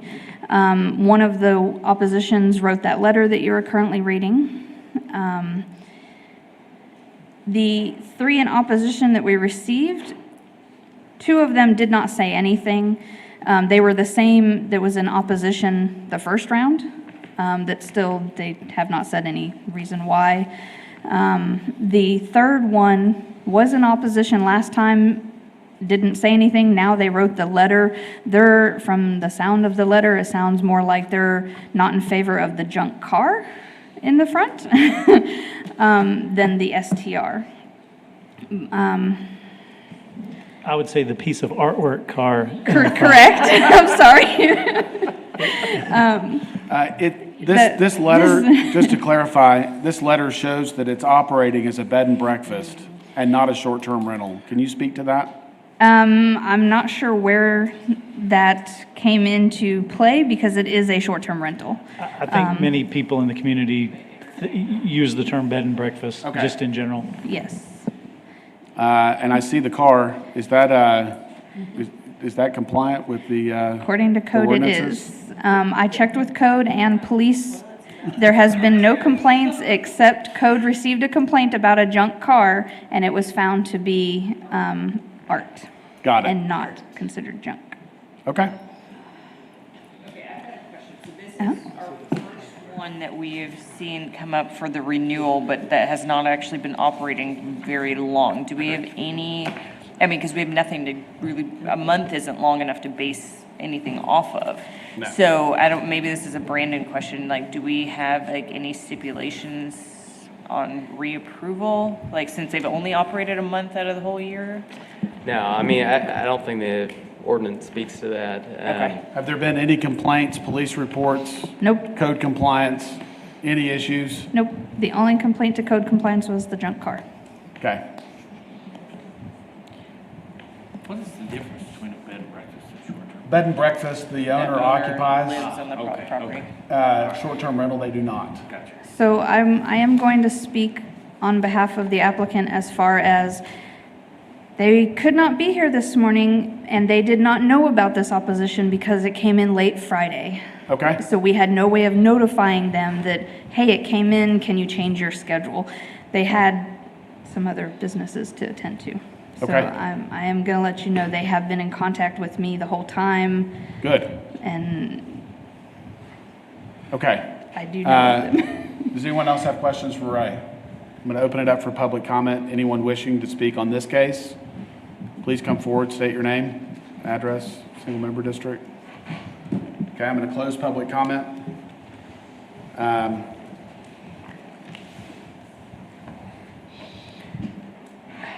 mean, it's, The renewal process in my mind is a little bit different. yeah. And it doesn't appear that we have a lot of opposition, although there is some. Right. But it doesn't appear to be the opposition, as someone mentioned earlier. It doesn't appear to be opposition from how the property is being used. Right. It's just, they don't That have the may- same taste in That car artwork. might be there regardless You of know? what the Right. use is. No, same taste in artwork. We'll put it I'm that sorry, way. the artwork. Clarify. Okay. You know, with that being said, I mean, again, if they've been operating a month and, I mean, we don't have much to base it off of, but I will make a motion to approve the renewal. Okay, we have a motion and a second to approve. All in favor, say aye. Aye. Aye, opposed? So 6-0. 23, or CU 2345, request for a conditional use for short-term rental, 2512 Princeton in the RS1 zoning district.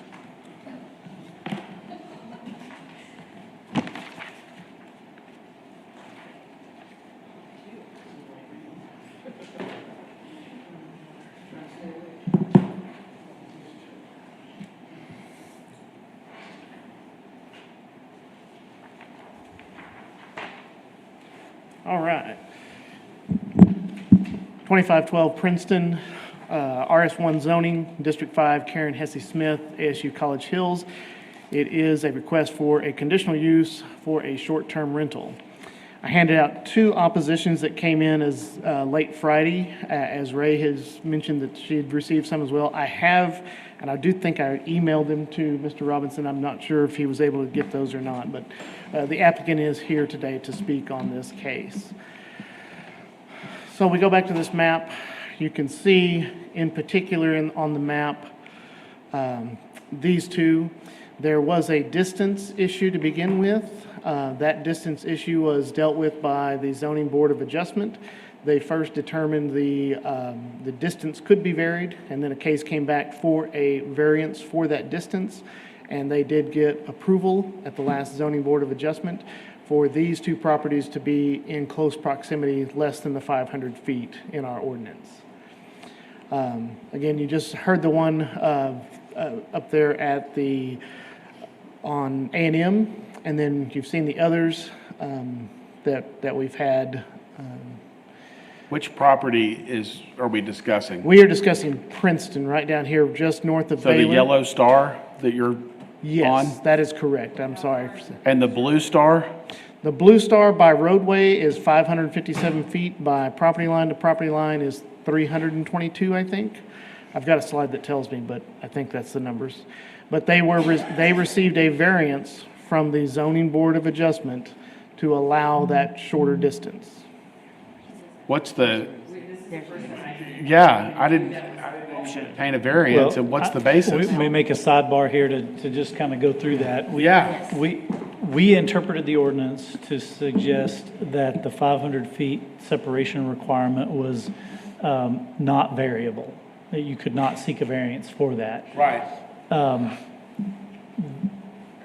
This applicant went to the zoning board of adjustment. We have a process where anyone can basically challenge the staff interpretation of the ordinance and say, no, you're not reading the ordinance correctly. In this case, they took that to the zoning board of adjustment. The zoning board of adjustment agreed and said, no, that is a standard that could be varied, just like sign height or fence height or setback or any of those things that can be varied. This is also something that could be varied. So subsequent to that, the following meeting, they brought the case to the board, and they did approve the variance in this case. And I think Aaron's going to cover it, but I think part of the issue here is that it's I could see a situation, I don't think we necessarily recommended approval of this particular variance, but, let's say you were across a river or, there were railroad tracks between you and another house. There could be a situation. What's the basis for granting this variance besides their interpretation that they think it's a guideline instead of a rule? And I think Aaron may be going to talk about this, anything but I think that in general, it's that, it's not across the street. It's not even across the alley from the subject property. It's basically down the street, around the corner. Right. It's just because you measure straight line property line to property line that it's within 500 feet, but it's... But there's no hardship of any kind or special circumstance.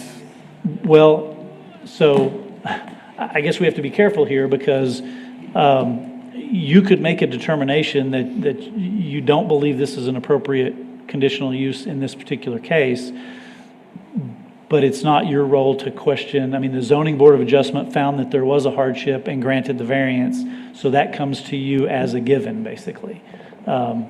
So, and I know this doesn't necessarily apply to this case, but everything that, like, the ones that we deny or that y'all deny as staff, I'm like, is the ZBA just going to get bombarded by these now? I mean... Well, I guess we haven't had that many of them, but I think the zoning board has seen another one already. I don't think we're going to be overrun by them, but... Okay. I'm sorry, go ahead. Aaron, please proceed. Okay. Sorry for the side. Yeah. That's okay. It is this yellow one. Yes. By the blue one. The blue one still has not gotten their certificate of occupancy. They have not changed and they are not actively acting as a short-term rental. However. When did we approve it? I believe it was in December. In December? Yeah. December. So they're coming up on their 1-year anniversary, which they would have to come back. Okay. Yeah. So we did send out 26 notices. We did get, those two that were opposed did come in, and those are your oppositions that you have in front of you. I was able to update this map. We did have one in favor that's directly behind. You can see that their property faces north. If you go down SMU, and if you're driving down SMU, you take a right, and it is that fourth house just above the logo. That is the other STR. Again, Frontier is kind of back there, back to the east, and then, of course, directly east is ASU, or actually SAISD property, and then ASU stadium property.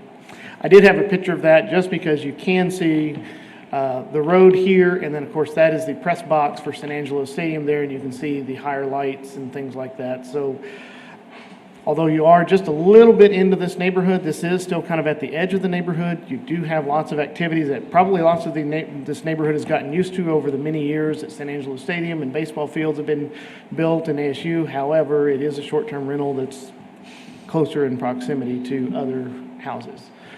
Again, here's just that distance map.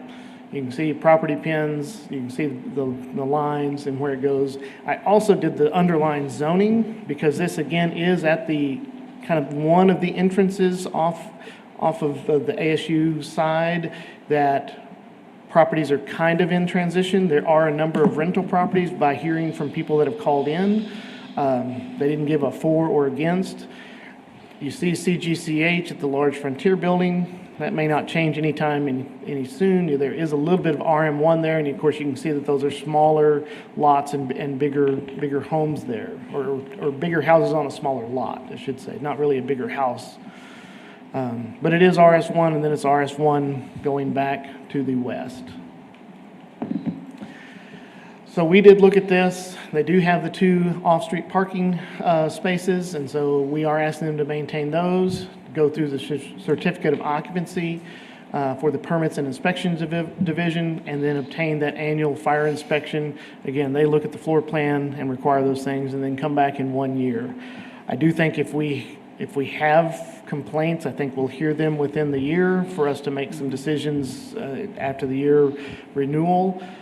They are local property owners. They don't necessarily have a local operator as of yet, but they are local property owners and do own a few properties in town. And so we feel like they're working towards something that might be beneficial, but let you guys make those decisions after you hear from our applicants as well. Any questions for me? Any particular? Can you go back to the photographs? Yes, sir. Of the front of the build property? Yes, this one? Yes. Yes. So it doesn't look like there's enough driveway for 2 spots. It's actually 40 feet from the front of the garage to the right-of-way, and so ours is 9 by 18, and so 36 feet actually do fit in there. It'd be very tight, but they do fit. All right. Okay. Anyone have questions for the staff? I'm going to open it up for public comment. If you wish to speak on this case, please state your name and address or single-member district. Hi, my name's Doug Robinson. We're the property owners. Yes, sir. And to clear some things up, we knew that there was a 500 variance, so we're not trying to go against the variance at all. So we came to the staff and we said, hey, we're looking at this property, which we had done on 14 other properties. Hey, because this is the first thing you have to do to find out whether it's available to go. They said, yes, it's available to go.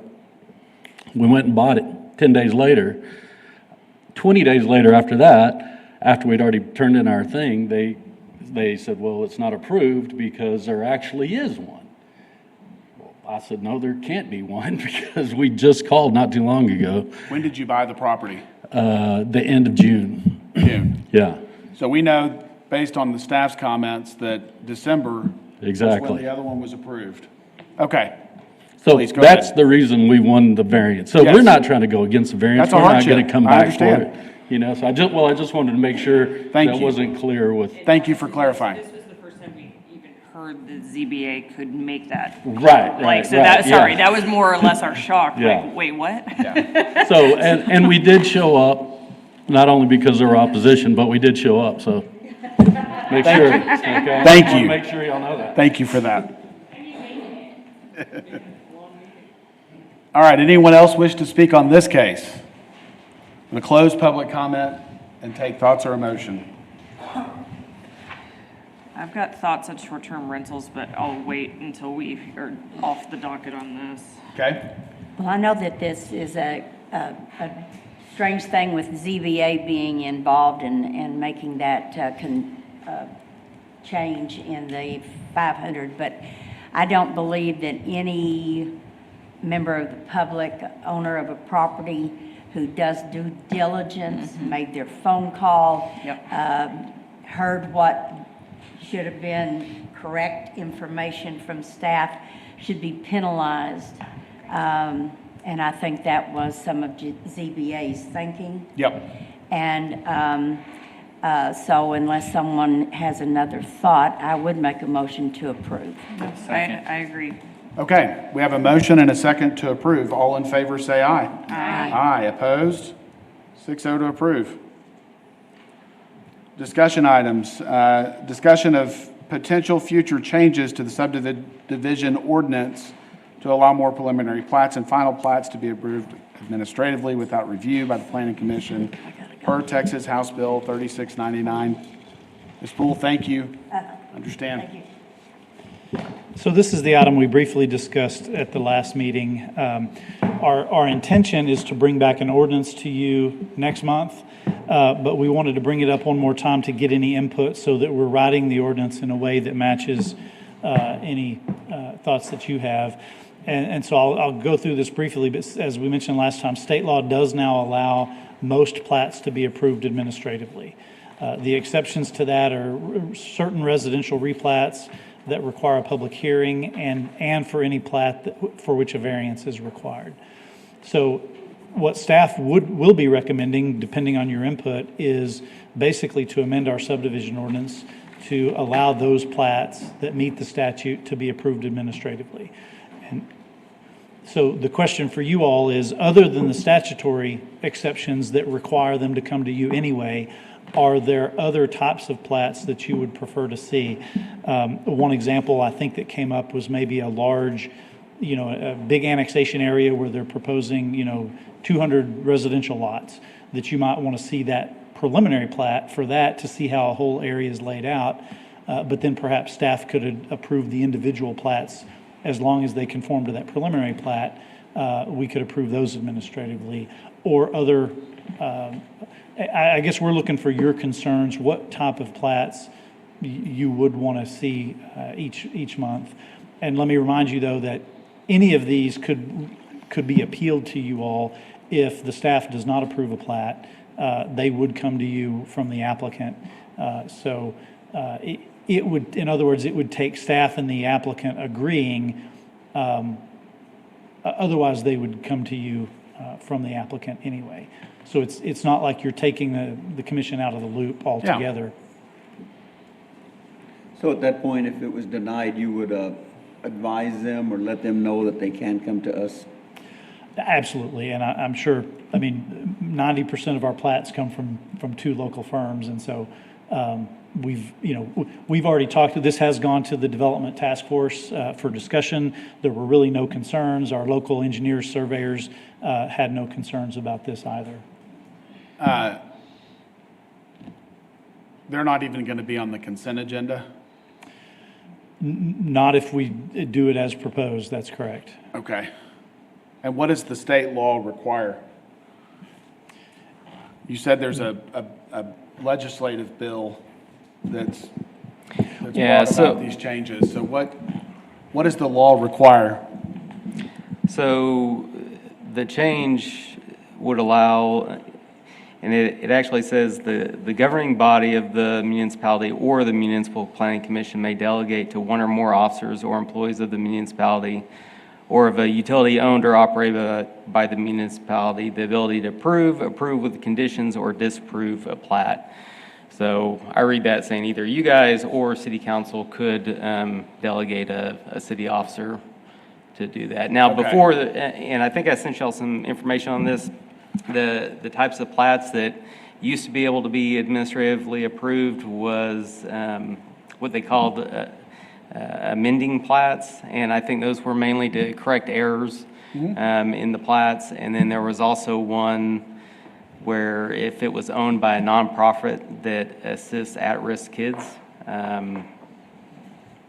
but otherwise, and certain minor plats or replats, and I don't know what that's constitutes typically a minor less than plat, 4 but- lots.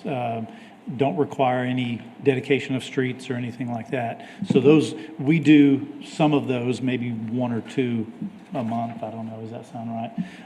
That are already approved administratively, that don't come to you. I'm not opposed to having you guys approve plats administratively, but I don't know that I'm in a position sitting here right now to tell you what exceptions I would feel comfortable with you guys bringing before us that we'd want to see. You guys have any thoughts on this, or? Again, our recommendation is to not add any additional exceptions beyond what the state law would already require to come to you. But again, our goal is to bring the actual ordinance next month. So if you weren't on the same page as the staff, we just wanted to know that. So as we draft that ordinance, we'll know what changes to include. And obviously, you can make more changes next month when we bring it. Yeah, and I think your point about larger preliminary plats is legitimate. I do think, and the case in South San Angelo is a great example of I think a case that we'd like to debate and discuss before it's approved. But after the preliminary plat's approved, if the final plats, if they're final plating chunks of the preliminary plat, and it falls in line with what's proposed in the preliminary plat, I don't see any reason for us to have to approve that. So, yeah, that would be a big thing for me Okay. in terms of plating. Can you think of any other plating concerns? Flag lots for plating flags. I'd like to, I think one of the problems with plats in general is that it is not a discretionary decision. It's asking, does it meet the ordinance standards? If it does, you're obligated to approve. Okay. And so that's always been the tricky part with plats. I know we have some of the same concerns you do with flag lots. We brought an proposed ordinance changes, gosh, it's probably been 4 or 5 years ago. That sort of got gummed up and there was some opposition and ended up getting tabled, and we haven't brought it back. We kind of hope to do that at some point. Yeah, as I well, just think but- there's inherent risk and concern with flag lots if they're more so than just a straight plat. That's why I mentioned it, but I understand your point about being fair and equitable, applying this evenly. Sure. So, can y'all think of anything else? Just for clarification, is there a threshold at which, I use the term large preliminary plat, is that, more than 20 lots? Is it 100 lots? At what point is it, big enough that you think it has an impact that you'd want to see it? I don't know. Street length? 5 or 10 acres, 5 acres, 10 acres, 10 acres? 10 acres or more? All right. So hopefully we'll have something drafted that you can actually see some language next month. Yeah, that'd be great. Thank you, John.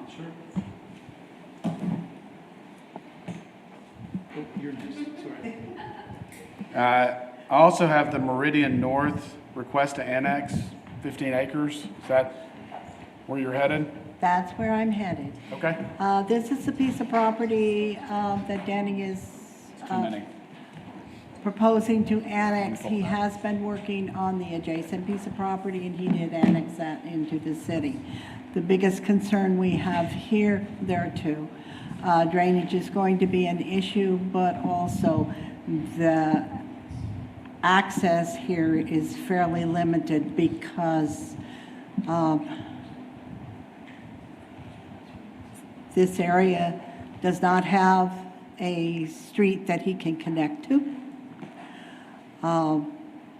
Over here, this also now does not have a street. That it's a drainage pond in that area, and so there is not a street that he can connect to. So he is limited in his connectivity to going south and eventually to that being developed, of which he is partly building on right now.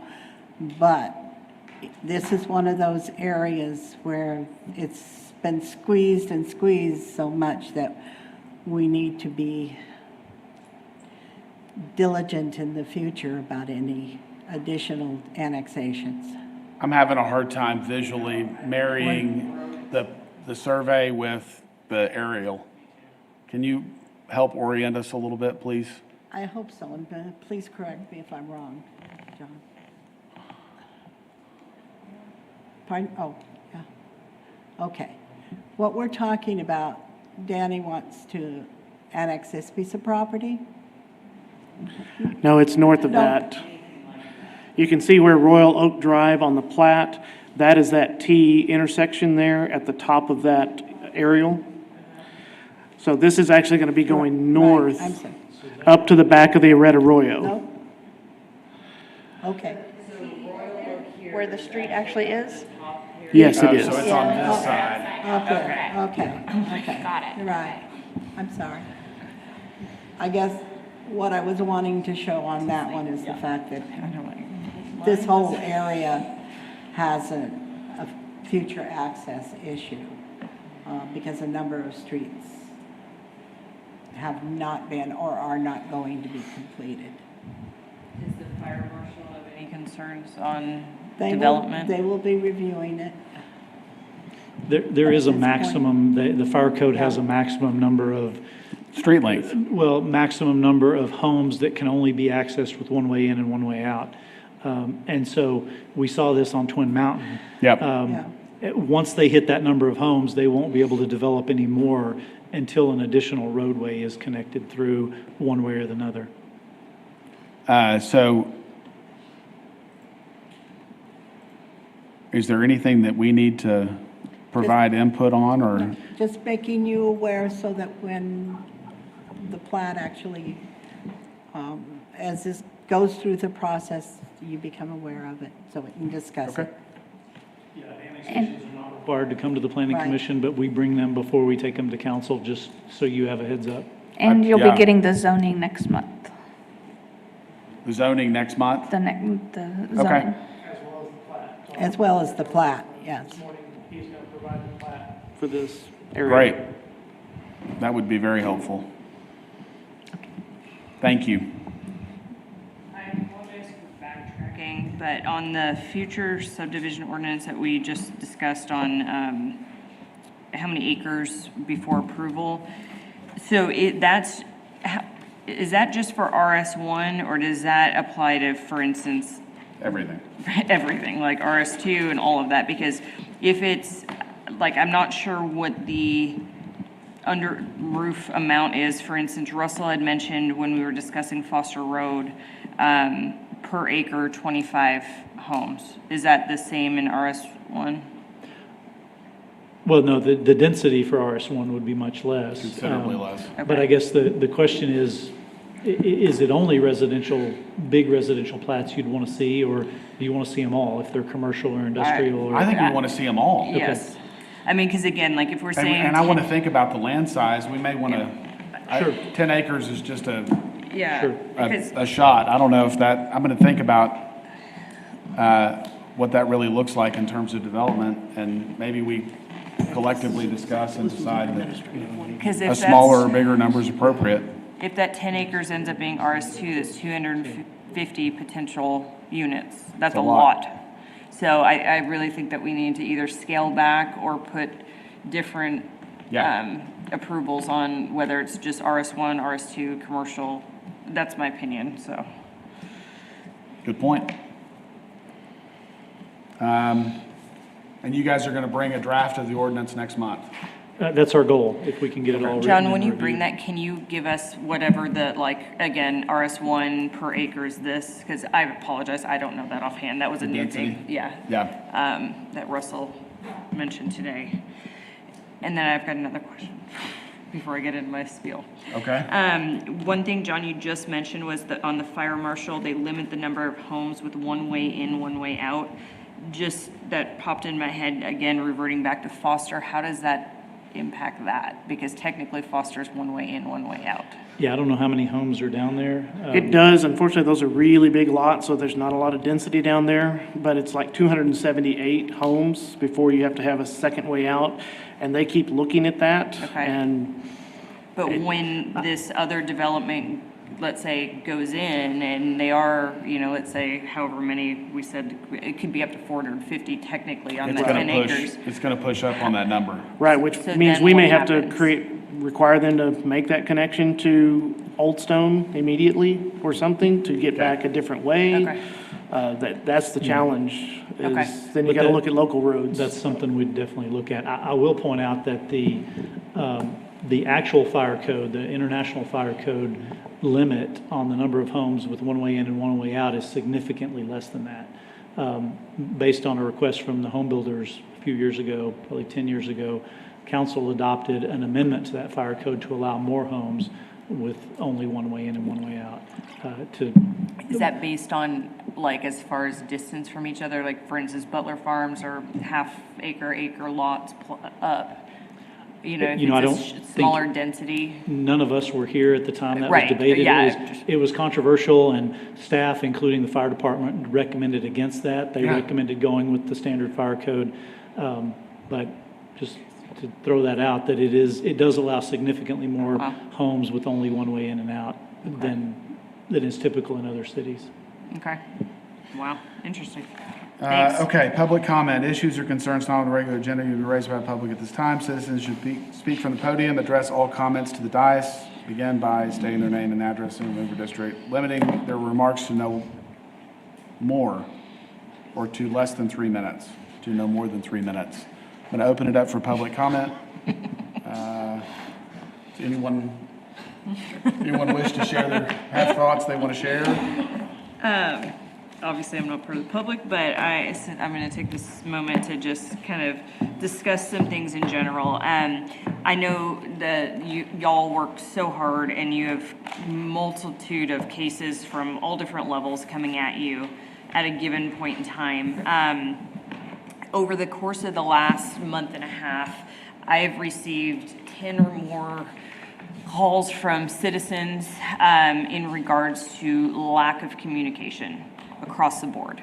They're sending emails, they're leaving voicemails, and nothing is getting returned. Again, I know it's overwhelming with the amount of work that you guys are getting, and I don't know what the resolution to it is, but I myself have called and left multiple messages, sent emails, and I can't get a response. You dealt with the same situation too. So I don't know how we address this. I don't know exactly how your department operates on a day-to-day, but it is a concern because the citizens are calling us, complaining and asking why people aren't calling them back, what can we do?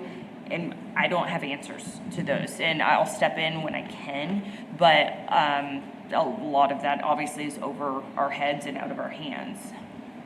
So We'll definitely look into that for sure. Okay. I just have one quick, can we get an update on the situation with the Bentwood property? That's in my director's Okay, report. yeah, because once I've we get got, there. I had a hour-long phone call and at least 30-minute follow-up on that one, so. Okay, I'm going to close the public comment portion. Director's report, I believe, is next. So basically, what the determination we made that I think we told you last time was that the presentations to you all in the council never mentioned anything about changing a rear setback. Right. And so our determination, it was that the intention of both the commission and the council was to adopt 3 changes. None of those 3 involved the rear setback, and that the inclusion of a change to the rear setback was a typographical error, basically, or Scrivener's error is what they're called legally. So we are taking a resolution to the city council tomorrow for them to acknowledge there was a Scrivener's error and to correct it. Okay. Basically, it's not really amending or changing anything. It's acknowledging that what their intention was to adopt those 3 changes as presented that did not include any change to the rear setback. We have also met with the applicant in the case with the building permits, where they submitted application for building permits meeting that reduced setback. I think I had mentioned stop work orders had been issued, and so we're in the process of resolving that. This one's a little more complicated because of the deed restrictions in Bentwood. Yes. It's discussions between us and the applicant, but also between the applicant and Bentwood. But those conversations are ongoing as well. And my understanding was that there was stop work orders also sent to a property where there didn't need to be, there was no issue? Yeah, there were 6 properties that got building permits. We inadvertently sent all 6 stop work order. He called, within hours, and we reversed that and said, oh, sorry, we just sent him out to all those addresses and pulled it back. So he was able to continue building on the one lot. And then something about, there was some amendment or, I don't know, a document that was sent that you guys filled out and then sent back and said, wait, we need you to fill out a blank one. But again, lots of sort of like run around on stuff again. Yes, one of the options that we presented to the applicant was, as with anyone, they have the ability to seek a variance. So on those 5 properties where they had already proposed buildings that were closer to the rear property line than is allowed under the standard ordinance, they have the ability to seek a variance for that. We sent them a application. We had filled in some of the details for what they might need to ask. Gotcha. I think after review with our legal staff, we determined that they need to fill that. We shouldn't as staff be filling out applications for an applicant. So we basically said, here's a blank one, you need to fill it out yourself and sign it. And so I think that's all that was. We sort of shot ourselves in the foot by trying to be too helpful, which. Yeah, I appreciate that, I get that. Are any or all of the lots in question going before the ZBA? Yes, I believe they are scheduled for the next, they have actually applied for the variance and will be going at the October meeting. Okay, and what is the October 2nd. staff's position on that case? I think we're still in review, so we haven't made a formal determination of whether or not we would support it or be opposed or just be neutral. I don't want to go into too much of the detail. There are some factors. Our understanding now from the applicant is the neighbors behind those rear yards are now in support of allowing them to build closer. Again, there's some details to that, but that we don't know that. I've not heard that from the adjacent neighbors at this point, but that's what they claimed to us in the meeting we had. What we heard, Travis, was that the option was that they were able to chop off some of the concrete, move a little bit up, but they have to go 2-story. And so if they went 2-story on the 3 houses, the neighbor that's complaining about. Would rather have a all tighter of a sudden setback. they're putting in some balcony or something up on top, and they'd be looking at the neighbor instead. So the neighbor preferred that, let's give them the setback. And Please don't backed build a off. 2-story behind me. is Yeah, what I the don't neighbor want a said. 2-story behind me I looking don't. directly into me. So that's what we were told, and, I don't know what, this is news to me as to Yeah. what the next step is, but I think that's what the neighbor, why the change of mind was, I don't need a balcony overlooking. Yeah, that's Actually, it was understandable. 3 of them. Okay. And those neighbors did get a notice Right. for the ZBA case, so we will likely hear from them, or if we don't, that's telling as well. Okay. That's all I Thank you had for for directors. Okay. I think we're down to adjournment. Yeah, I've got one quick question. I'm Nope. so sorry because I'm that person today. On short-term rentals, really quick, with the map that is on the COSA site, how often is that being updated to show STRs? Two of the issues that I've had over the last month and a half were that the house was hidden, which I don't fully understand what that means, if it didn't make it to the map, if it was overlooked in notes, but the 2 applicants for these STRs had done the legwork thinking that everything was good, and then all of a sudden, so again, that's why I was asking about the ZBA, because I feel like both of those are gonna go in front of the ZBA. Yeah, that issue was largely due to staff turnover and some of the cases that Right. other staff members that left. Sure. Didn't get those sent over to our mapping folks. Okay. I believe that's fixed now. Yeah, I'm All of the old looking at ones it, are and correct. it is correct now, I just didn't know, is it a 30-day turnaround? Like, what is the new goal, just so that way Well, we know? the goal now is any that were approved today should show up on the map by the end of the week. Okay, perfect. Well, should be sent to our GIS folks and to put on the map. It sometimes takes a few days. But I not don't want to go into 8 months. all the detailed process, but Right. they show up on our maps internally Uh-huh. before they show up online, because Right. there's a process through the Sure. software vendor. It takes 2 or 3 days before it's then updated on our online maps, because those are actually stored off-site through the vendor in California. Okay, but under 30 days would be. Yeah. Yes, and absolutely, Okay. under 30 days. Just along those lines, I know that I had an exchange with Aaron about getting a list of short-term rentals.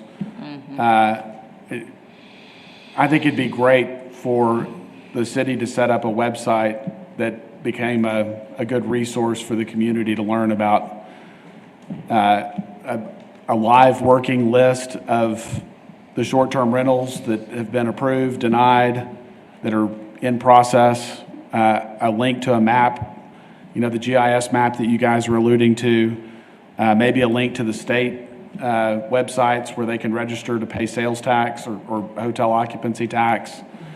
You know, a listing of the requirements of the ordinance in order to obtain a conditional use permit.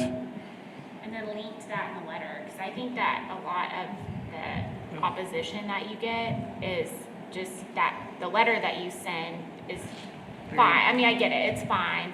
And I get that a lot of people won't read all the things, but there are a lot of people that I think would read, and especially if they're taking time to come here.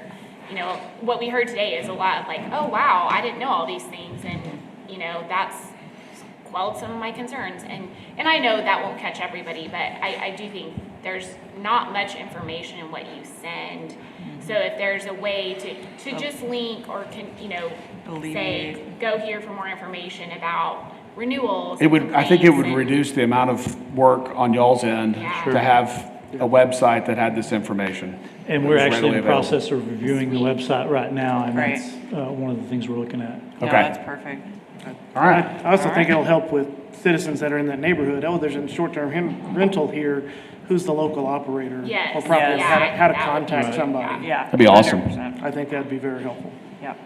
Okay, I think that's all we've got. Give a motion to adjourn.